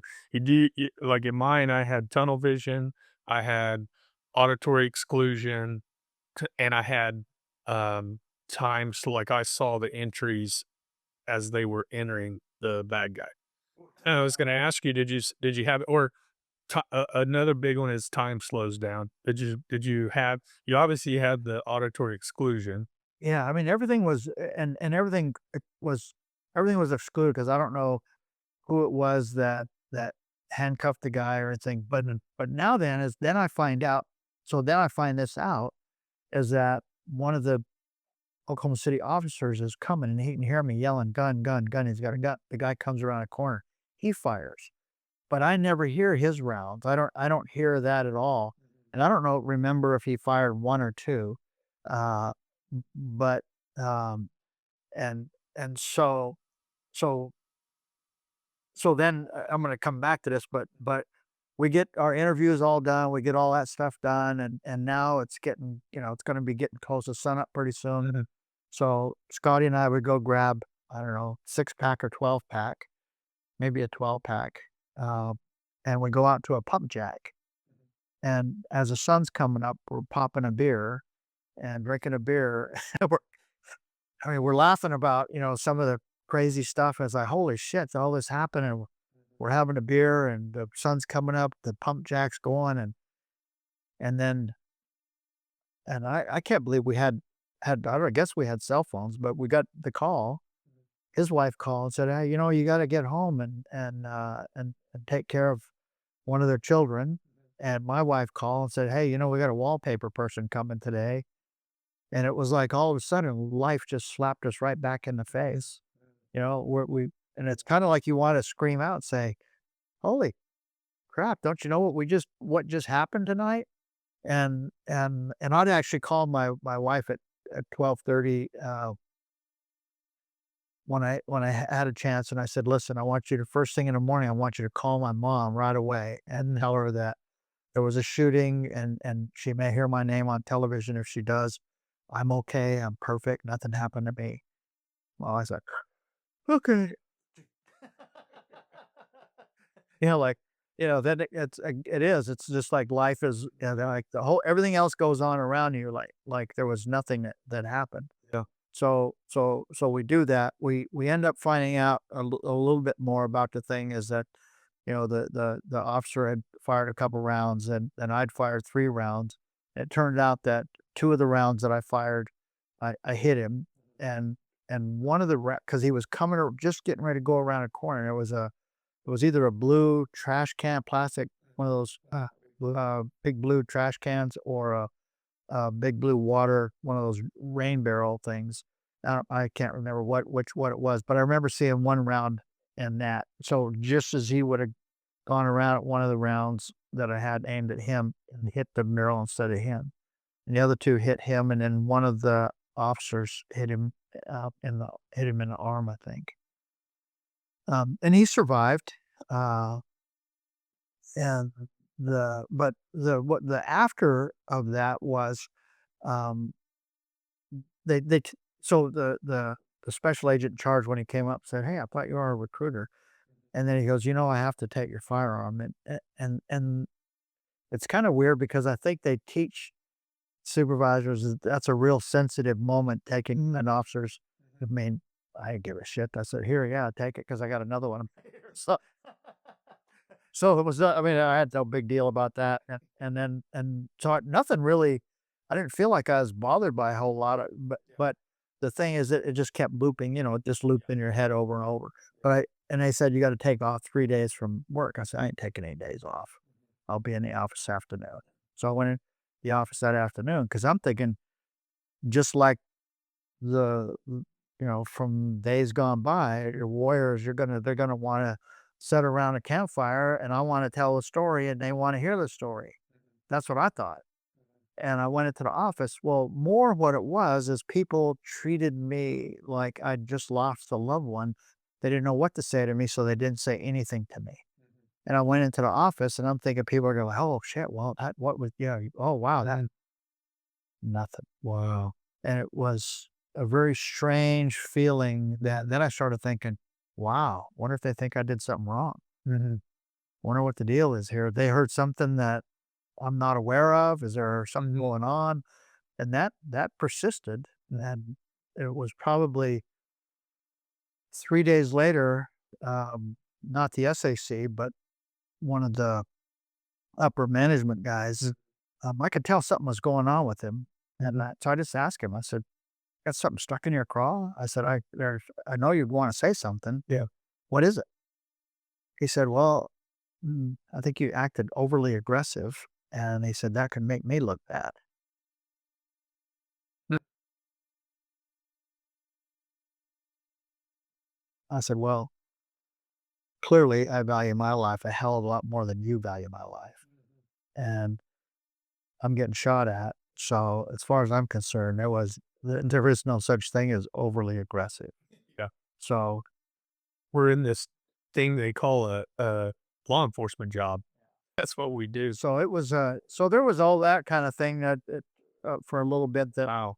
kinda had me, a little bit out of whack because nobody was saying, "Hey, wow, good job, Walt." Yeah. Yeah, yeah. But what I did hear from is I heard from pretty quickly, I got a call from Bob Macy, Mhm. and he said, "I'll have a letter over to, your office, uh, quick as I can, get it written, so clearing you of any kind of charges or any kind of." So, "Thank you, Mr. Macy, I appreciate it." He was awesome. Yeah. He is I don't know if we'll ever have DAs like him again. In my shooting, I was off for 3 months over bullshit kind of deal, and, he, within the first week, sent over letters, "You can put these guys back to work. They did exactly what they're supposed to do," citing Chief Rehnquist, and he was just a he was a he was an awesome man. So, the upside to this story is Scotty and I are standing there when they finally released the scene, and the car, which had been sitting there running the whole damn time, like 4 hours or some crazy thing. They backed the car up, and Freddie came out of there mad as No. What a great ending for this story. fur was smoking a little bit, but he was mad as hell. He was he was pissed, but he came out of there and he was alive, and kids were all yeah. It was a yeah. It was a that was a good part of Oh it. my god. I went drove by the next day and dropped a few dog biscuits off for him, but That's all. Well, I can tell you this too. I know in my shooting, my partner was Mike Kelly, and he was always number one. I was always number two in the door. And like I said, we'd run probably 400 warrants in just 2.5 year time. And that moment of fear you have when, and we determined later that this all happened in probably 4 seconds. So in half a second, what seems like, minutes, oh yeah. in your mind, that fear. And I remember, uh, after I engaged him, and he was done, I looked over real quick at Mike because I thought he was hit. And I know how real that can get. So I don't know. A few days later, Scotty and I were talking. I was like, so what was that about, Scotty, with the high five and the nice shooting text?" He said, "I heard that on Ghostbusters years ago." And he said, "I've been dying to say it ever since."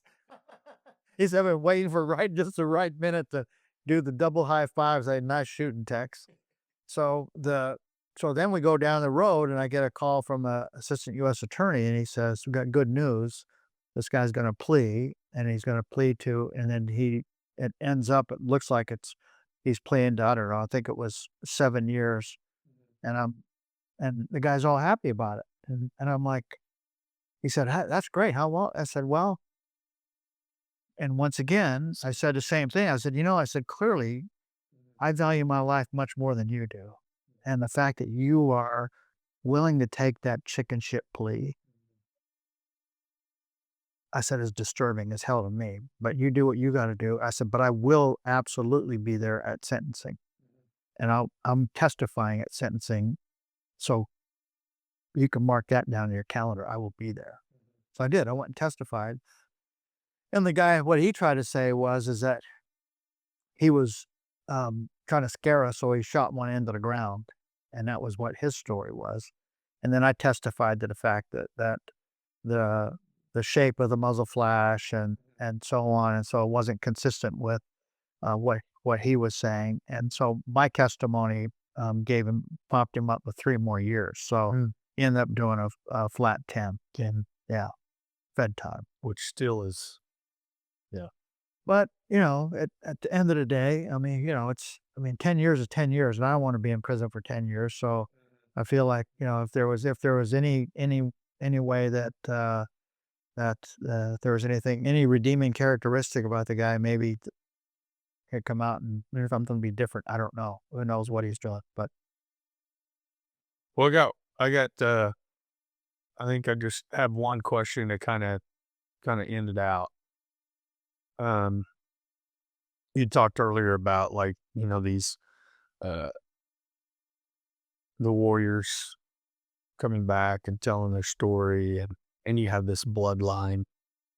Um, if you had a connection to your, great grandkid or down the road that you may never see, what would you say to them?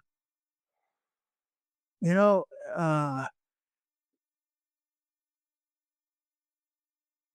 when I got asked to do the interview for the Oklahoma City bombing documentaries about the Netflix and the Nat Geo, I told them both no, that I wasn't going to do it. And I hadn't ever talked publicly about the bombing since then. I mean, there's other people that do, and that's fine. Let them do that. That wasn't anything that I wanted to do. And then I got a call from the case agent and the former SAC, and they talked to me about, if history is told by those that were in the second seat, then it's not truly history being told. So you need to tell history from the first seat, and you were in the first seat that day. So, you know, I was right in the arena, right there, down in the building, working to dig somebody out. And the other part of that is somebody said, this is a message to your grandchildren. They'll be able to see that documentary years down the road, whether it's your grandchildren or your great grandchildren. They'll see that and they'll hear your voice. So I'm also trying to. Everybody says they want to write a book, and I say I want to write a book because I do have a lot of stories, and I've been in a lot of interesting places at interesting times. Problem is that's a hell of a damn hard thing to do is write a book. Mhm. It's work, it's difficult, you kinda have to know what you're doing. So, I may not ever get that done, but to my great-grandchildren, I'd like to be able to write that book because it would be a message from me to them, and talking to you today is something that will be a message from me to them, that they won't be able to hear my voice in person, they'll be able to hear my voice through you, so thanks again for that too. Well, thanks for being here, man. It's been awesome to know you in the past, and we keep up. I do a lot of photography. You do a lot of photography. We kind of kept up there, and I'm really glad that you reached out to me because your voice is important, and you said a lot of things today uh, that needed to be told and needed to be heard. So, Well, it is, and it's difficult sitting here talking because then all of a sudden my mind starts reeling, and I'm thinking about all kinds of cases and things and stories, and so I know I've kind of bounced all over the place. But at the end of the day, I was told by an older agent when I signed on. He said, "If you do this job right, it's like an e-ride at Disneyland," and it damn sure was. And I got to meet some of the most important people that you could ever meet, the Scott Cannons of law enforcement, the partners that I got to work with in San Francisco and San Diego, and I'll say this too.